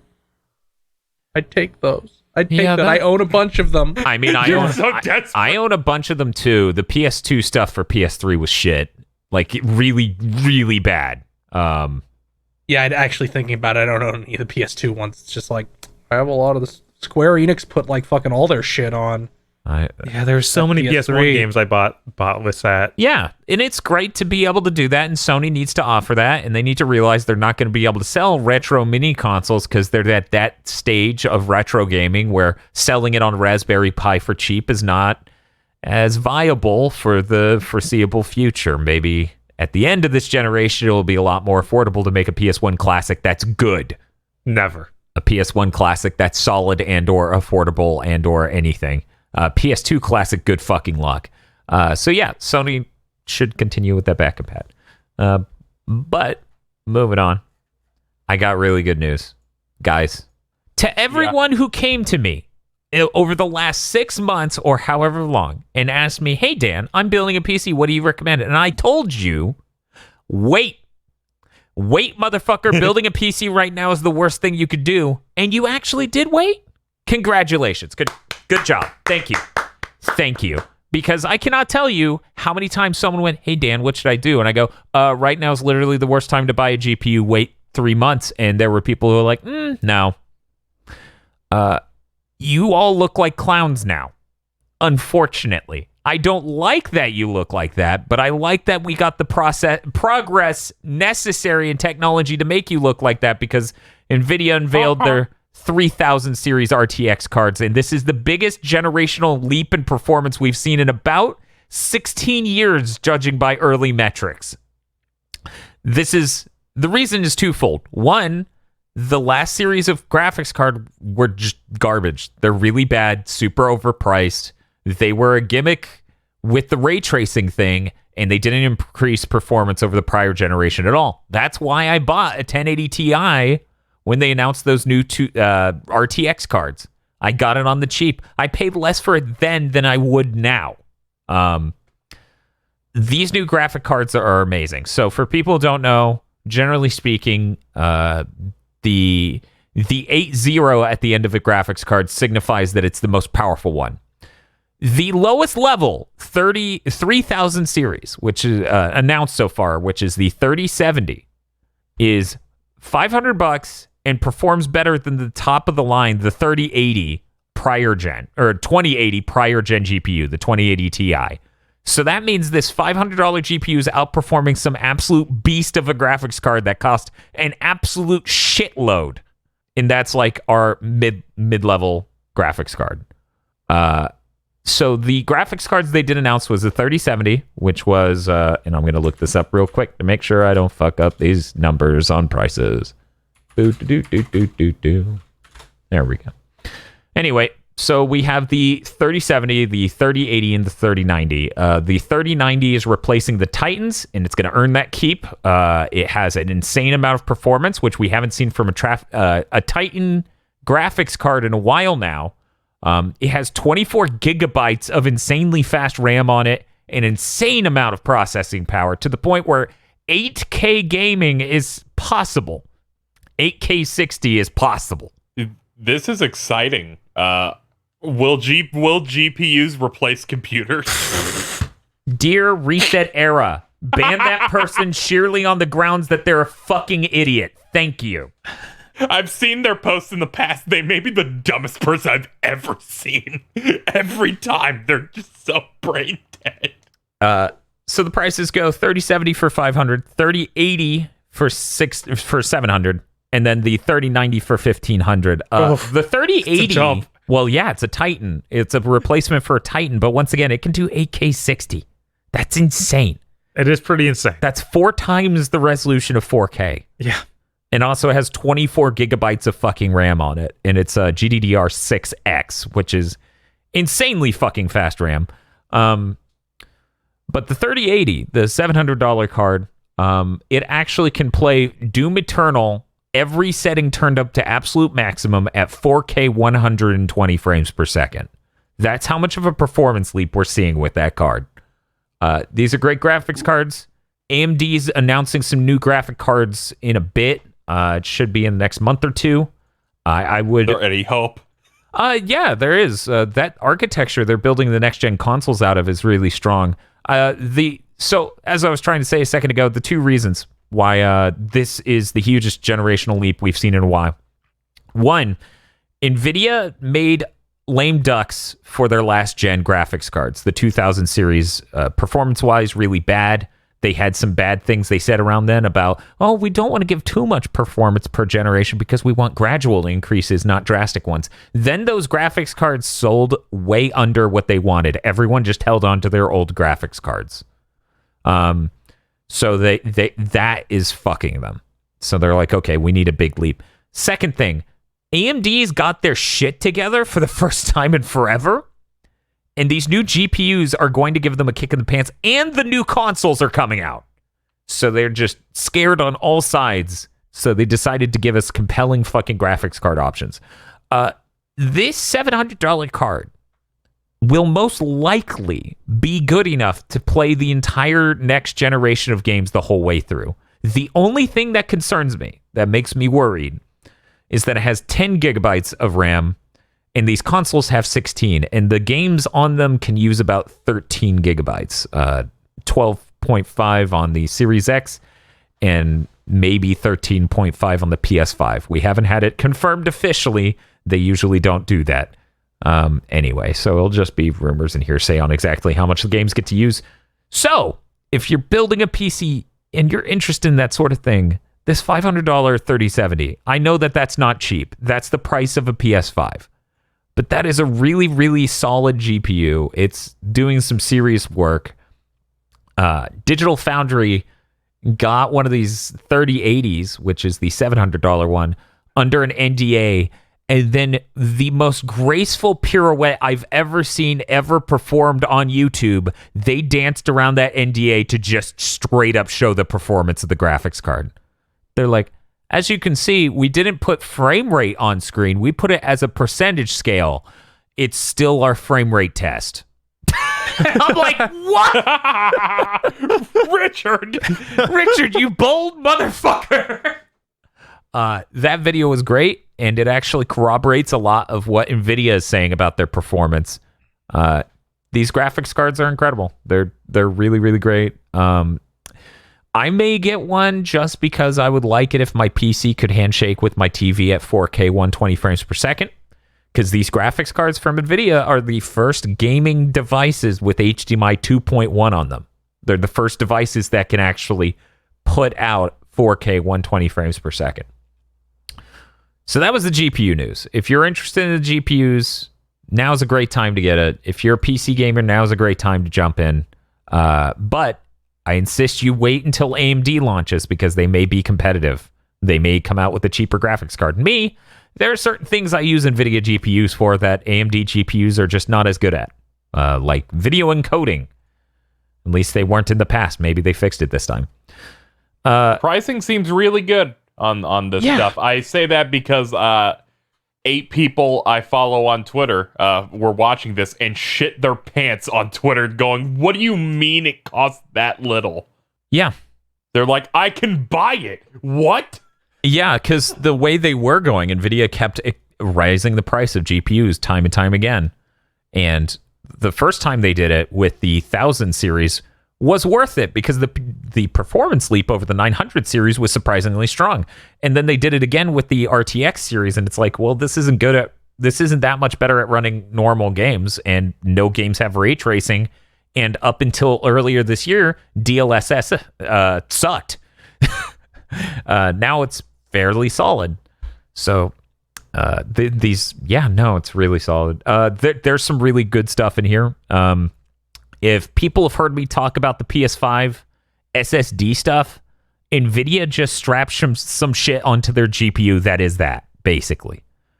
The GPU will be able to directly access the SSD using direct store, and it will have dedicated decompressors on the GPU using the RTX hardware. So you'll be able to get insane bit rates. You'll be able to get compressed data going in and being decompressed live there without the bottleneck of the CPU. So NVIDIA is making some steps to make sure that they're not outpaced and their performance isn't mooted somewhat by the consoles. That's really promising, and the stuff they showed in regards to that looks great. Second thing, you remember how much I made fun of Platinum Games for making that new engine because they would be able to make animations, placeholder animations for cutscenes and game characters based off of live action footage using deep learning. Yes. NVIDIA's just giving you that shit with the new graphics cards. Please let next week them be like, No. we're canceling the new engine. We're gonna use Unreal. I'm sorry. All their games will run at 40 on the PS5. They really need to stop. So NVIDIA, the way they're approaching this, they wanted to make a suite of tools for making machinima, but the same tools should be able to export animations for, things in general. Are these animations high fidelity? No, not really. They're deep learning deriving, like they're using machine learning to derive it from live action video. So it's not as good as you using, say, a depth camera that's like really high quality, or you using a motion tracking outfit and all that other stuff. It's just getting rough animations done. It's like storyboarding, but for animations. It looked pretty neat.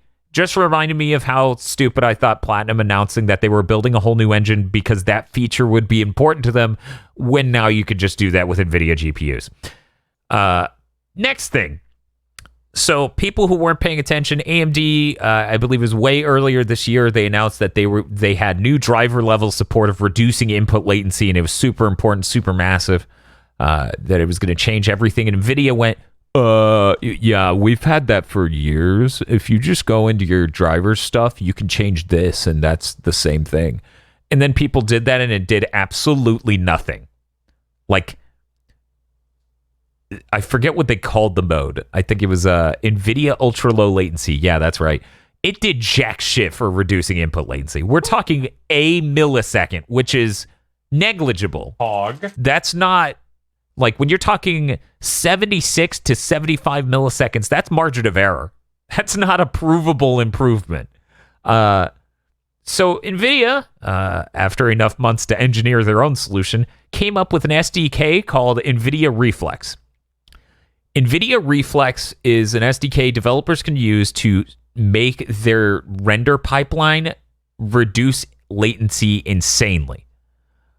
So they're already integrating it into, let's see, the games they announced were Valorant, Destiny, Fortnite, and like 2 others.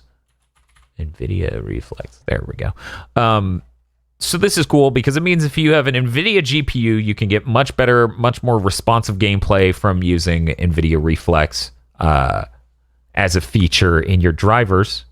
I'll go ahead and post this chart in here for anyone who gives a shit.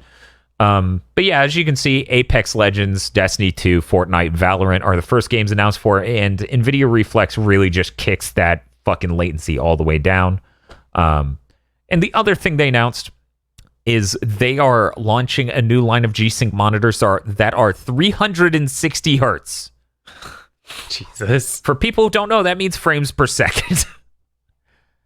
The reason for this is because they know what I know, and they're actually teaching esports players this, and everybody's learning, and it's very, very exciting.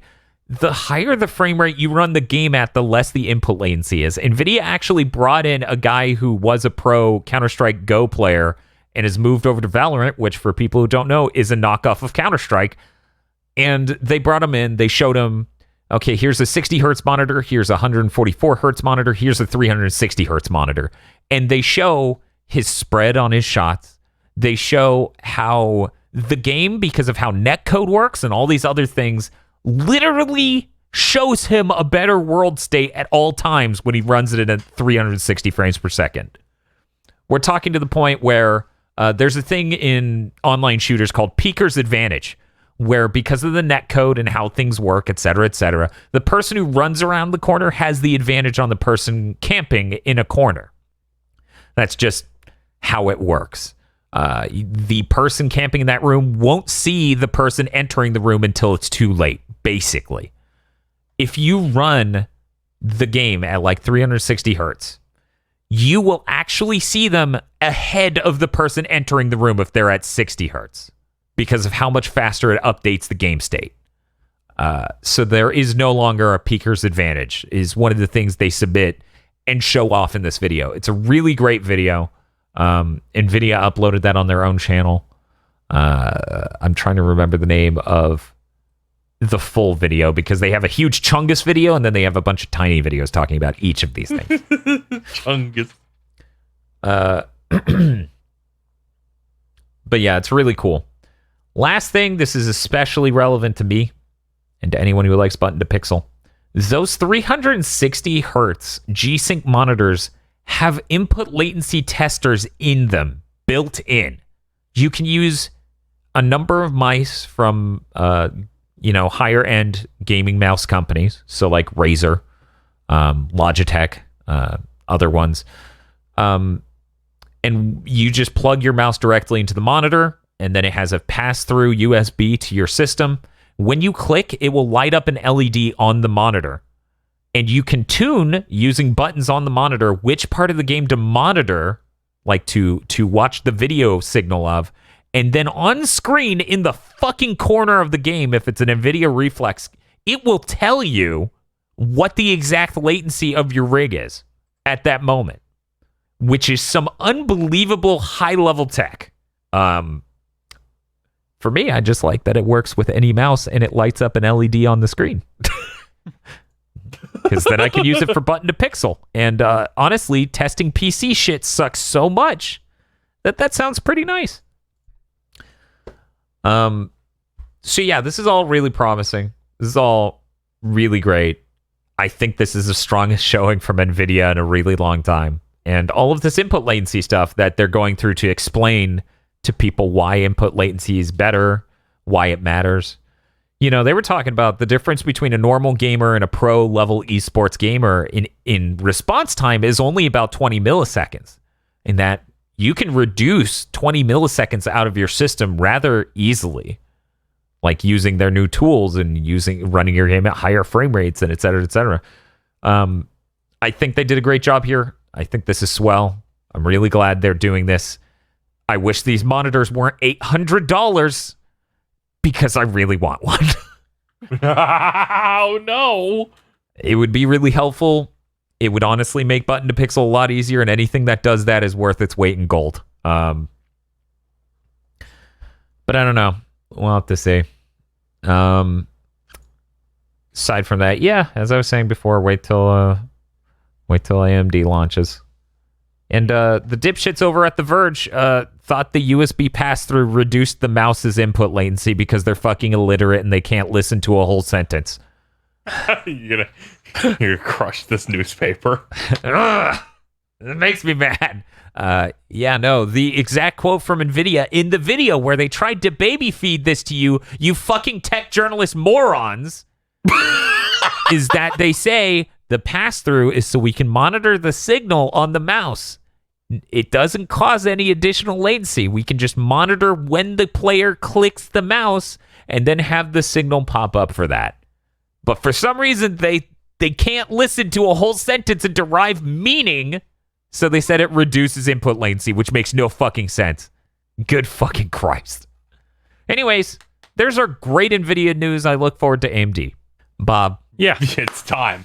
Just read your fucking bullet. The top one? Yes. Okay, Marvel Avengers is adding Kate Beckinsale in late October. What does that mean? Yeah!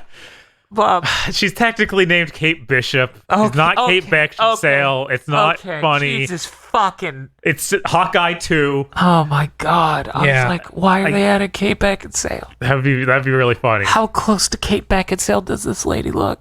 I don't think she looks anything like Does her. she look like that Underworld or whatever that I wish. God. I was losing it staring at this bullet all week. I'm like, what does that mean? Because they just said, now adding Kate. And I was like, what? Like, they wouldn't say her superhero name once in the reveal. So she's the other Hawkeye? She's the other Hawkeye. Yeah. Like, well, they can't say we're adding Hawkeye than Hawkeye because we're insane. She seems a lot more interesting than Last Genman. See, this is just confusing because she's Hawkeye, but she's not a hot guy.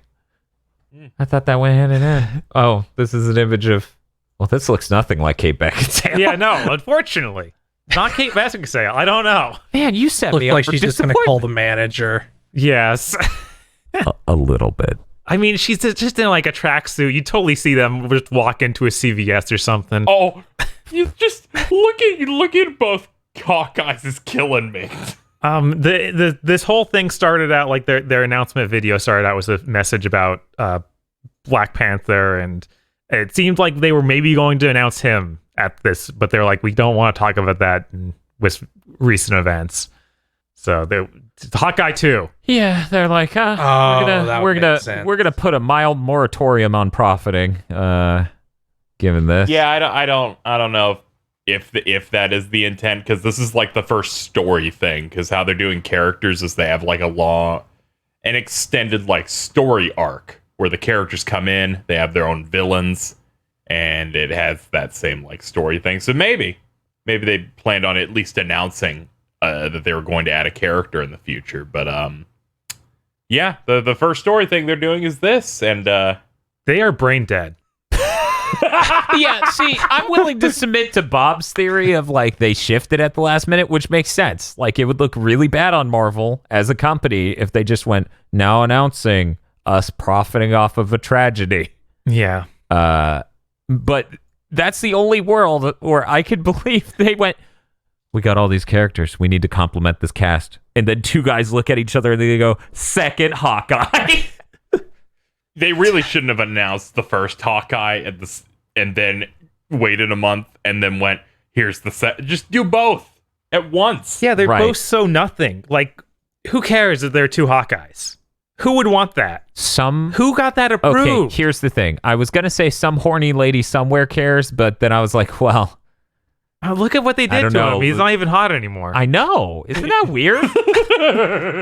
He looks like... He looks like Infamous, man. yeah. No, he looks worse. He looks like the guy from fucking Star Wars The Force Unleashed. Yes, Oh, that's no. exactly who he looks like. What? What's wrong with these people? Also, this feel note of... Imagine playing this on PC or Xbox One. You don't even get Spider-Man. Enjoy your two Hawkeyes. Yes. L. I love how he came in, then had another thought, so he had to add another bullet, so I decided to put mine below it. Hi, I'm here too. God. You know, I avoided looking up this news all week because I was like, it might actually be Kate Beckinsale, and I want my reaction to just be... Yeah, you replied to me and Bob on Twitter going, yeah, I know, I don't believe either of you. Yeah, this is insane. Announcing nothing is better than announcing Hawkeye 2. Just wait till Hawkeye 3 shows up. Oh no, Casey, It's- they don't need that curse. It's okay. In Hawkeye 3, he gets a robot dog. Can I just play Trying this to think. robot dog? No. Oh, darn it. You're selling me. Could they add another Hawkeye? I'm trying to think if there's another Hawkeye they could potentially. Does he have another kid? I don't. The way they described this video, by the way, was hilarious. Where they're like, "Yeah, we're adding Hawkeye, but we can't add him without her." They could They're put part an of a ultimate unit. Hawkeye who uses guns and is really edgy. We never mind. Well, then, we're going to move on. Yeah. we Tell are. us about what's actually hype and happening later this month, a.k.a. anything but Ubisoft Forward. Yes. Tokyo Game Show starts on the 24th of this month. Goes through to the 27th. They stream every day We're going to die. for like 12 hours, and it lasts something like 8 p.m. to 11 a.m. It's a nightmare. Yeah, that is a nightmare. What were they thinking? I don't know. We've had a few companies come out and say like some of the big things are going to be there. Don't calm down. I'm losing it. It's phrasing. Okay, Bob, go ahead and tell us what big companies have announced things. Capcom is going to have a showing there of Resident Evil Village, Great. so we'll get to see more stuff Cool. about that. Awesome. Hell yeah. Koei Tecmo is going to have 2 brand new Dynasty Warrior games to announce. And these aren't like spin-off. These are Dynasty Warriors, not like Musou in general. Good. So that's really Oh. hype. I love Dynasty Warriors. Redemption time. Hopefully. Yes. Hopefully. I hope. Dynasty Warriors 9 definitive. Oh my god. Please no. Microsoft's going to lead off the streams. They have like the first stream of TGS. Yeah. They came out the other day and officially announced, "Oh yeah, nothing's going to be there. Don't worry about it." We're going to talk about Microsoft Flight Simulator. That? Who would ever announce that? Games that are already announced. Also, nothing for new consoles. Imagine Ubisoft, right? They're like, hey, we got a Ubisoft Forward next week. There's nothing. It's an hour apparently of show too. What? Okay, now my fucking morbid curiosity's taking over. How has Xbox reached the point where their new announcements are that they're going to not try?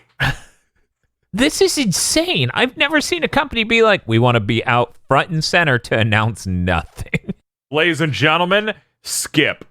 I'm really hoping that there is some big events from probably Sony the day before this, and we get all of this stuff wrapped up in one big thing, and then they just explode out for days of showing it off more in depth.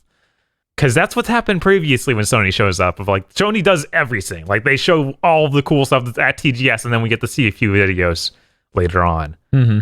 Yeah. So hopefully that happens, and it's not just a complete nightmare. Because right now it looks like a complete nightmare. You can look at that schedule. I mean, whether or not it's Tokyo Game Show related, something from Sony is happening this month. God damn it! Right. Rob, hopefully by the time you hear this, we'll know when. No, there's no way. I'm not that much of an optimist. I mean, to be fair, it's not Friday, and I assume that Friday they're announcing something to announce something, but who knows? This year's insane. I turned to Bob last night, and then I was talking to Eric today, and I asked him the same question. I'm like, hey, did you think you would have to wait 6 months to find out what the create button does? You're getting tired. Nobody thought that, Dad. I know, it's the most insane shit in the world. The Mark Cerny stuff even had the tone a little bit of the non sequitur, where they're just like, we're going to have a teardown soon. We think you'll enjoy it. 6 months pass. Yes! This is the worst, because everything close to PS5 just gives me anxiety now. Like, at the time of us doing this, Twitch is doing the Chat Choice Awards, and one of the people on camera has a PS5 in the back, and they're like, we're teasing something. I'm like, what do you mean? You're teasing something. Casey pulls out a gun. Reveal your secrets! I have this tab open, and it's going to stay there for the rest of my day. Jesus Christ. Okay, well, we made it to the last bullet, which I think is the one many people have come to this podcast exclusively to listen to. But before that, I would like to announce Isolation 119. It's going to go back in the GigaBoots vault 3 months from now. I'm sorry, everyone. It wouldn't be special if I didn't immediately take it away from you. Well, this is the anniversary of you talking about it. It's true. Casey, hey everybody, break it down. Hey everybody, I'm getting real tired of this thing of they just dropped a video because Nintendo did it again. The Mario 35th anniversary direct that we've been hearing about forever. It came out, so let's go through it. I didn't include everything in here. I dropped the stuff like here's the clothes that they're selling and stuff like that. Starting slow, we got Super Mario All-Stars is on Switch Online in the SNES app. Okay. You for how many pick months? that up. They just said it was there. There's no asterisk that told me when it's leaving. Don't worry. Don't worry, Bob. It's not in the block that I called the Nintendo Vault announcts. Don't worry, Bob. It's safe. Later today, they'll tweet, and it's gone. No. Whatever. Those were bad versions anyway. I mean, you're not wrong. The physics are wrong. The NES games are a bit overrated. I like it when physics get fucked up for no reason. Also, let's do some bad art in there.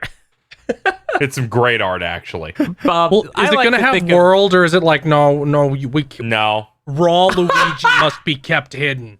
No, they already they're like, here's Super Mario All-Stars, and then they showed the games. It's not the Plus World version.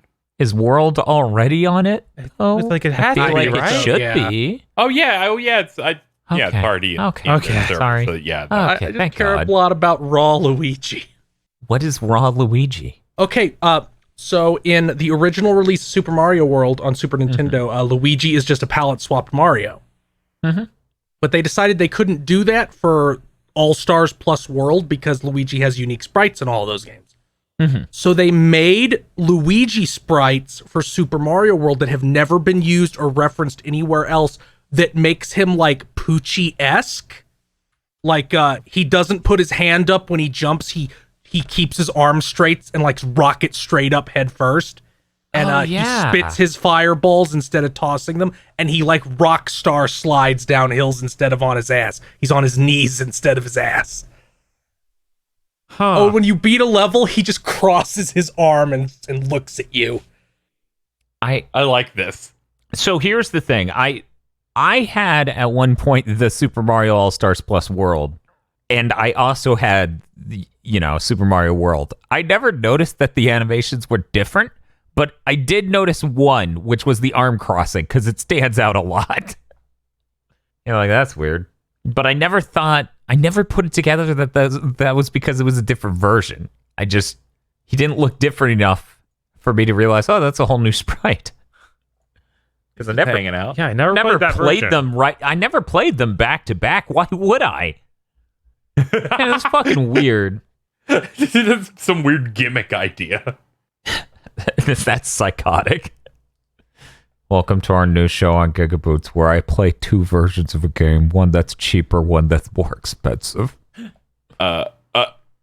Something psychotic is watching this direct when I just woke up. Yes. Because I felt like I fell through hell. They announced Mario Kart Live Home Circuit. It's a game that uses physical toys, and you play it on your Switch, and they just showed like Mario Karts in real life, and I was like, that's cool as hell. My favorite detail that I feel like some people may have missed. They use augmented reality, so when the camera should be showing you the back of the person driving on the toy, they use 3D models to show it steer and turn around properly in the feed. That's really cool. But yeah, it's got like augmented reality to put certain like indicators of where to drive next in the racetrack you set up in your house. This thing's cool as shit. Holy shit, it's $100. yeah, because you're getting those toys. I assume you just get one toy, and then Yeah, you just get one. I wonder how much those are going to cost extra. $100. Probably $1 million. Put a bomb in your cart. It's going to be really worth it. Just like Game & Watch Super Mario Brothers, a Game & Watch console that lets you play Super Mario Bros. 1 and the Lost Levels sequel, alongside other mini games where it's like the one where Game & Watch has the big arms. Mm-hmm. Like you can do that, but it's Mario. And also it has like an alarm clock feature and stuff. It's $50. Okay. So I gotta ask you guys something. Has Game & Watch ever done anything like this, or did this specific news with this much detail leak months in advance? Because I don't think so, and here's why that's concerning. Either very early this year or last year, I had a dream that was this exact device, and I woke up and said, "Oh, that's fucking stupid." This is bullshit. It's okay. I woke up and saw this and went, "That's fucking stupid." Seriously, I was just like, why the fuck would they edit Mario's face into a Game & Watch game? That's fucking stupid. Why the fuck does it have normal Mario on it? Normal Mario is in Game & Watch. They have to have done this before, because I'm refusing to believe that my dream has been made by Nintendo. Like, when you think, man, I wish Nintendo would make this thing I'm dreaming about, you want it to be good!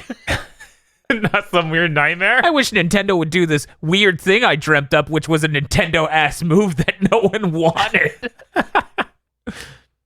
Now announcing Splatoon 2 Special Edition. We added one hat, $60. Hell yeah. Oh, this is fucking insane. But yeah, KZ, we had a very similar experience. We both woke up to that and went, "This is stupid bullshit." Yeah, we got a couple of these in, and I'm like, "Oh my god, please show me a real video game." I dug through these as tweets, so I had a pretty similar experience of, there's got to be something they announced that's a real game. Yeah, I was like, really surprised about the Splatoon news. Oh yeah, there was Splatoon news. I totally forgot. Oh yeah, they're doing some stuff with that. And they're selling a T-shirt that has the special designs for the competition because they're doing a Splatfest. Yeah, the Splatfest until January. Like, what happened? Why? Someone at Nintendo woke the fuck up and went, "It's Mario's birthday! Make some shit! We're late!" Yeah, because those are done. They don't do any of those anymore. Yeah.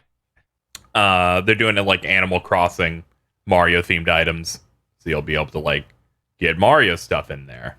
Oh, that's cool. And, like, you can buy, like, real-life Mario shoes and overalls. They're Puma shoes, so I assume they're like 150 plus. But that was like real life, wasn't it? The Puma shoes? Yeah.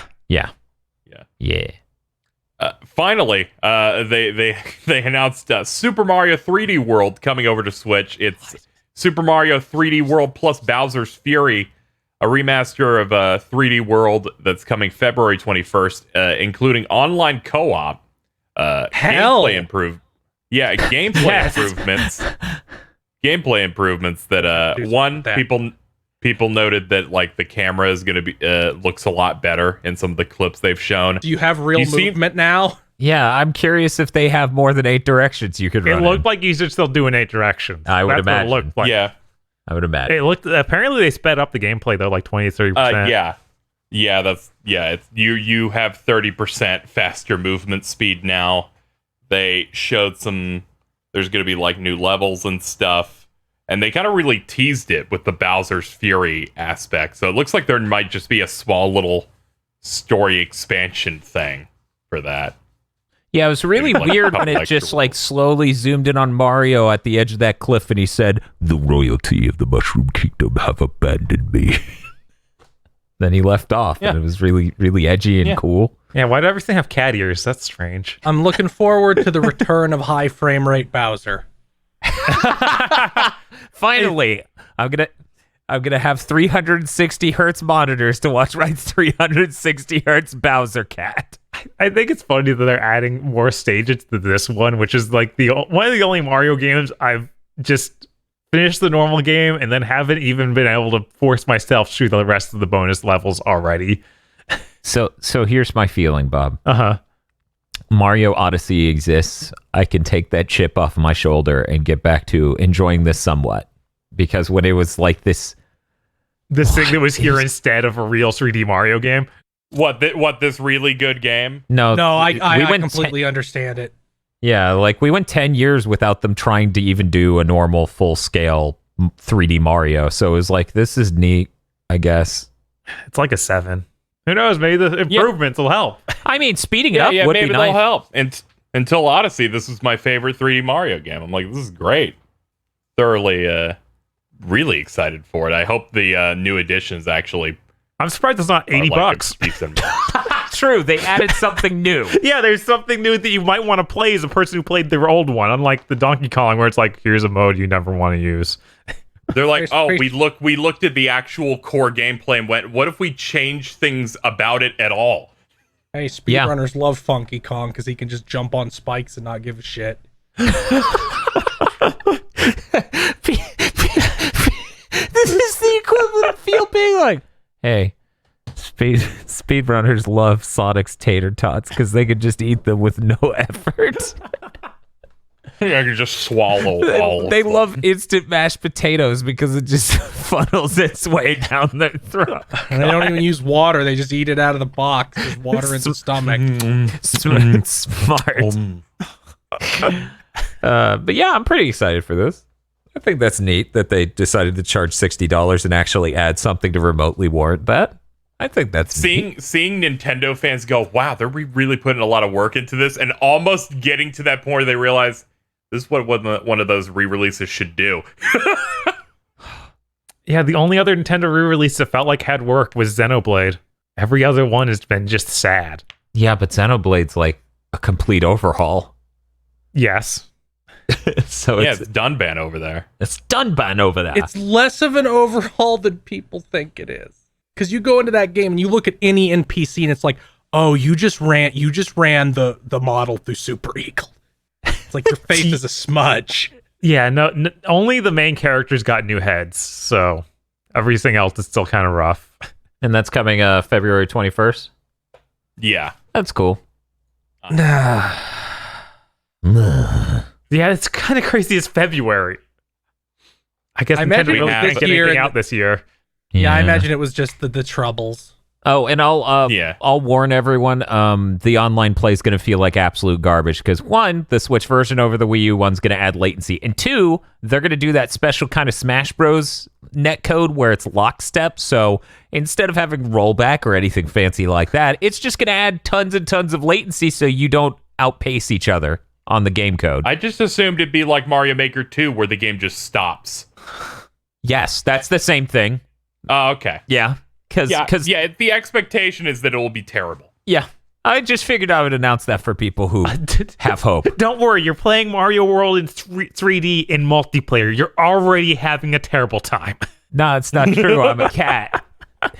You're already trying to kill each other. Some people have joy in their hearts, Bob. Like going on adventures with their friends.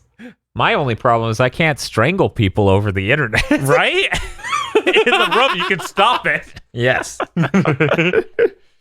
Maybe the online has a bit of an appeal. We have the final 2 announcements that are a part of my block, the Nintendo Vault. These, we're starting with Super Mario Bros. 35. This is made by Eureka, the devs over for Tetris 99.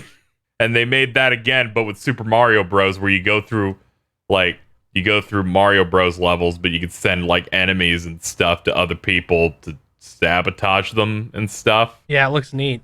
Yeah. Yeah, it's coming October 1st, and we'll be going back into the vault on March 31st of next year, so you'll have a little bit of time to like this and then be upset that it's gone forever. Yeah, this is let's get through the next one and I'll start blasting. Real quick, since everyone else expressed their opinion and I haven't yet. This looks fucking stupid. Okay, there we go. I don't think this gameplay type will work as well for this as it did Tetris.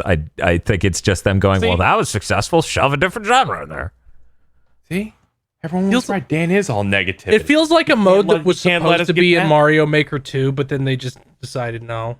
I mean, it's made by a different developer. I know. I'm just saying conceptually it feels like that. Yeah, I have to wonder how sending all those enemies to each other is going to work out, or if there's going to be motivation to continue playing, or if it makes more sense for somebody just stand there and let one be like, hey, keep sending stuff. You're not gonna get me. I'm just at a flat plane. One of the things you can do is extend time, so tight timers are why you're going to want to clear levels. Okay. Yeah. I think it has a chance of being interesting. I don't know that it'll be as solid as Tetris 99 was. More my point. That's anyway. probably impossible. That's the ultimate battle royale. So there's nothing that's going to be able to stop, and there's nothing that's going to ever be able to top it ever. Nothing. All right, here's what we got. Mm-hmm. Here's the announcement we've been waiting for months now. Super Mario 3D All-Stars. This is going to include 3 games, Mario 64, Sunshine, and Galaxy, all in one package. Oh, that's neat. It's coming out like on the 18th of this month. It's coming out in 2 weeks. Okay. And is going back into the vault on March 31st. I feel like we should hit the gameplay details before we start shooting. Sure. All right, so they've already shown that they're going to be in HD, obviously. Mario 64's got like the square set up with like the border and everything. But they confirmed that Sunshine's running at 1080p docked and 720p undocked. And then Galaxy up to 1080p. Yeah, Mario Galaxy clearly based on the Nvidia thing done on the Shield. Yeah, the Shield Nvidia stuff. It's using a dynamic 1080p resolution. Sunshine, as KZ said, docked 1080p, handheld 720p.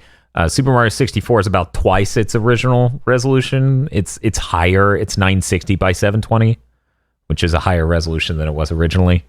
So, people had some concerns at first because there was some wording about detached Joy-Cons being a thing for Galaxy, and people were like, but it's only if you want to use the little pointer thing to collect like the star bits that you would have in the Wii version. But if you don't want to do that, just play with a Pro controller. You'll be able to play through Galaxy just fine. Cool. They have like sound test stuff in there, so you can play all the tracks and stuff, and it's exciting. I've been looking forward to them finally just revealing that after people kept leaking it over and over again. Yeah. Apparently Super Mario 64 is the Japanese version. Somebody said because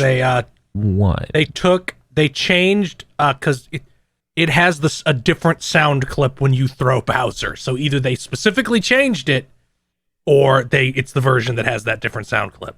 Okay, so that would be the re-release one with the Rumble support. That's cool. That's neat. It makes sense. They show him throwing Bowser, and he just goes bye-bye when he throws them instead of calling him a homophobic slur. That's not what he does. Yeah, what? But yeah, I wonder how many people are going to have a stroke when that happens. They're like, no, he said so long like Bowsy. What the fuck is... What? Yeah. That's not what he says. It's like if you started a level and it was like, bah, bah, bah, bah, bah, bah. He's like, okay, let's do this. You ready? You ready? Here goes. This is. Ugh. But Make sure to act on this game fast. why is that? Yeah. Casey? At the very end, they put in the little asterisk there. It's going on because the whole time in the direct, they're like, up until March 31st, we're celebrating the Mario anniversary. So much so that they're going to stop selling it physically and delisting it from the eShop on March 31st. You guys fucking suck. Yeah. Yes, they do. I can't believe they Disney vaulted this. This doesn't even enter the realm of sucking. This is like somebody at Nintendo stumbles into the executive meeting and is like, we have to take it down after 6 months or the ghosts will take my eyes. And everybody goes, fucking whatever. Okay, sure. Yeah, driving up demand artificially like this fucking sucks. It's absolutely repugnant because already packaging 3 incredibly old games together for $60 is that's pretty bad. That's pretty bad. I think we're at a bad state with back-compat and retro gaming on these consoles. I felt like we had a pretty good time during the 7th gen in that one regard. Mm-hmm. But this sucks. Like, Super Mario 64 is absolutely ancient. Sunshine is, let me check my clock, also fucking ancient. And Galaxy is pretty fucking old, too. So, like, the thought that the 3 of those are worth $60 is nuts. The fact that they're not doing 2 in Mario Galaxy Yes. 2 is pretty crazy. Yeah, to that's me. bizarre. Yeah. And I swear to God, if these clowns a year from now go, so we took Mario Galaxy 2 and we added a couple extra things, it is $60. It does feel that bad, doesn't it? Feels like they could just shoot us at any moment with that. I was thinking they were going to be like, oh, next year you get the Super All-Stars collection with 2 in there, no enhancements. That's more what I expect. I don't think 'Cause- they'll do it again because they didn't do it last time. Like, they didn't re-release Mario All-Stars. They just do this occasionally, like with the they Kirby did thing. re-release Mario All-Stars. No, I'm saying they did it once, like on the Wii. Yeah, we're talking about the Wii. Yeah, I know. Yeah, I think they re-released that again at some point. As far as I know, they didn't. But I think they reprinted, or I might be wrong, but I remember. either way, the something about Kirby them one they reprinting didn't. it. And the Kirby one, that thing's worth way too much money online. And this fucking sucks. This is just preying on people who are sitting on the fence, who want to sit it out a little bit. Like, Nintendo, you already don't lower the prices of your games. Right. This is just absolutely, it's just, it seems predatory, honestly. Like, to not only not lower the price of your games, but also to have limited run versions of your retro games that you don't offer a good service to play anymore. You couldn't see any other company doing this. Could you see fucking Microsoft being like, here's this actually good version of Halo 1 through 3. It's available for 5 months and it's $60. No, this is deranged. Nintendo, because this is different to me than the All-Stars thing on Wii, because again, that was a Super Nintendo ROM on a disc with some collector stuff, with some like galleries, which Right, this that was I don't more even of like think a has. showcase thing. Like This doesn't have anniversary branding anywhere on it. At least unless the box art that's on all the stores isn't final, which, considering it comes out in 2 weeks, it better fucking be.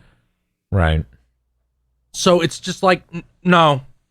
I can't think of and like you said, Nintendo doesn't drop their prices because their shit sells forever. They're really only costing themselves money and profiting scalpers, which they seem to be fine with, considering we had multiple years of we made 3 of this amiibo. Have fun. And that was the case for years.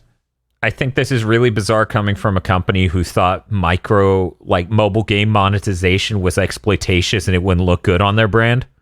I think this is a little nuts coming from that company who also said that. Yeah, no, this is worse than that. Oh, obviously. I think it's worse because anyone who's on the fence is now just going to buy it out of fear. They're going to buy it out of the fear that they're going to regret not having it. And then they're going to feel like a dipshit because they spent, a chunk of money on something that they know. Some of these things, a lot of these things, you could get a superior experience in Dolphin. Like, I've seen people all day be like, that's not even that high of a resolution. I could run that better in Dolphin. And it kind of sucks. Like, I've been wanting them to bring over fucking Sunshine and Galaxy for a while from the Nvidia store.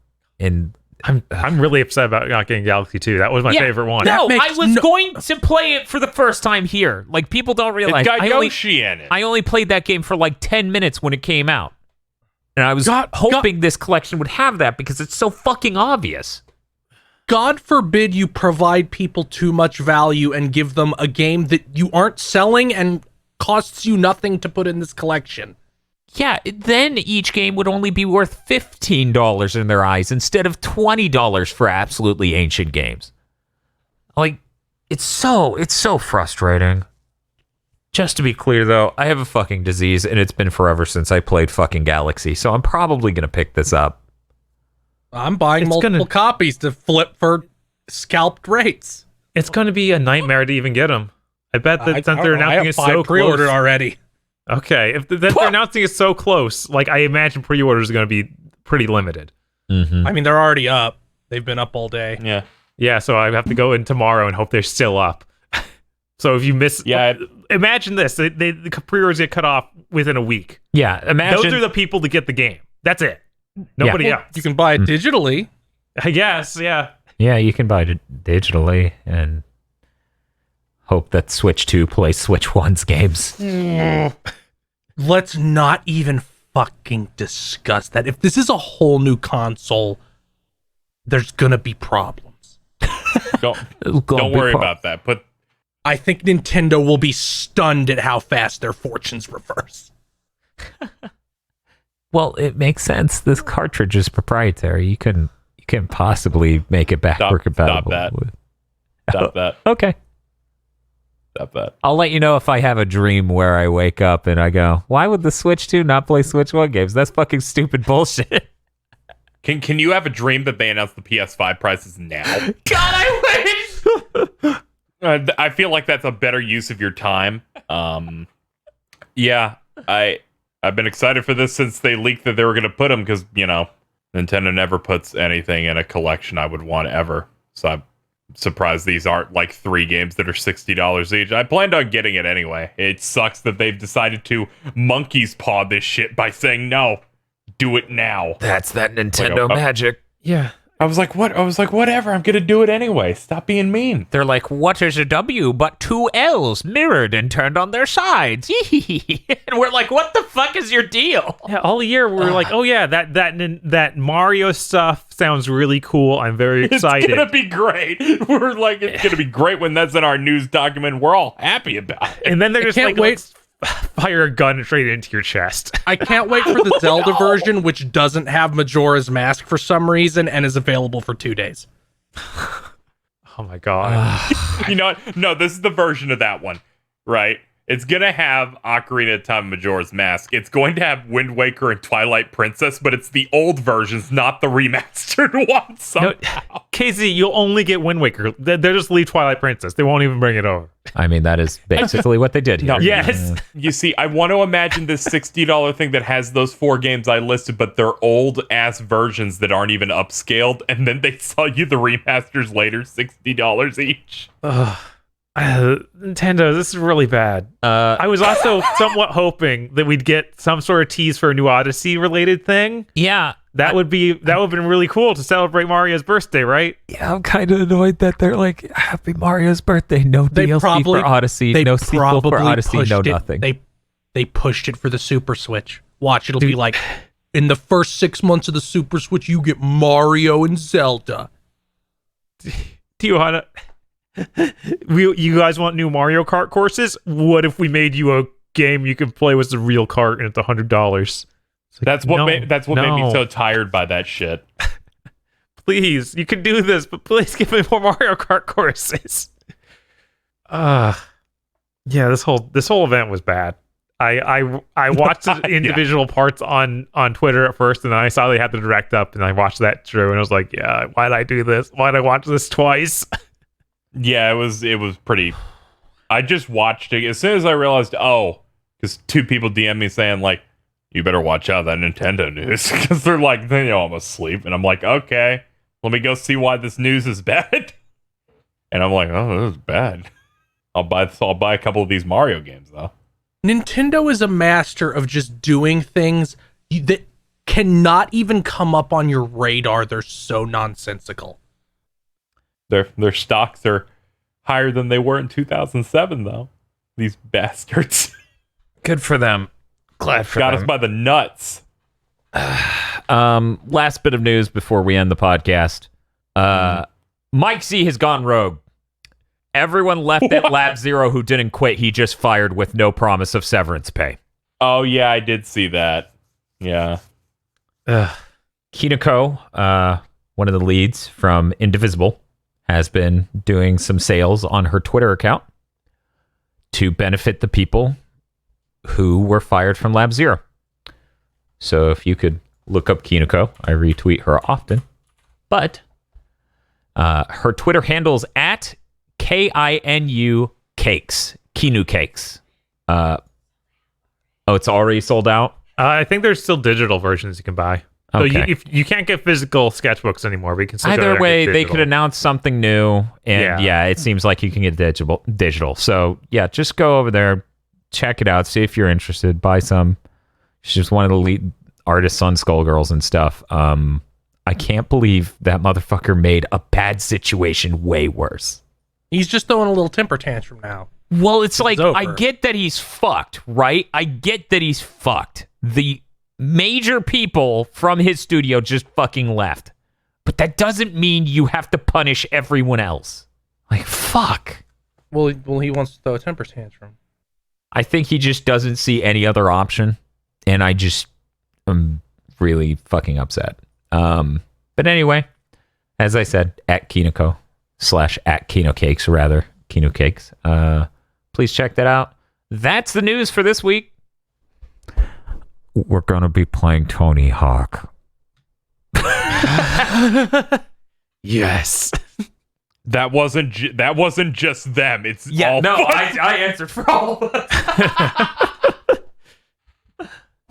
Does anyone have anything else to announce? Pass. Field, do you have anything else not Tony Hawk related? I'm gonna stream some more. That's all. Okay, bye. Oh wait, there's one last thing. Nope, too late. Okay, too late. I'm just kidding. Say it. Okay. This came in while we were talking about news, and I didn't see a chance. I have an important update about the Sims 4 Star Wars stuff. They removed the bathroom meter because Star Wars characters don't shit. What? Okay, now we all have to live with that. Bye, everybody. I love you. Thank you for listening to this episode of The Big Think Dimension. If you would like to support the GP Podcast Network, head on over to patreon.com/GP Podcast so that way you can get exclusive behind the scenes on stuff, other content. There's a lot of content. It's basically non-ending avalanche of content. So head on over there, become a $5 backer or a Podlord today.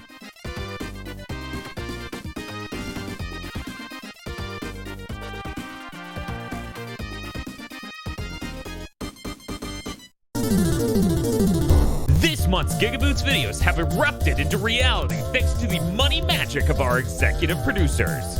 Esme, Nicholas Cameron, E. Lee Broyles, Star Falcon, Spaceman Spiff, Danny Richardson, Red Blaze 27, They Podlord Now, and local himbo Adam Admar. Thank you very much to our executive producers. And also these guys. If you want to become powerful like our executive producers, you can head on over to patreon.com/gigaboots today.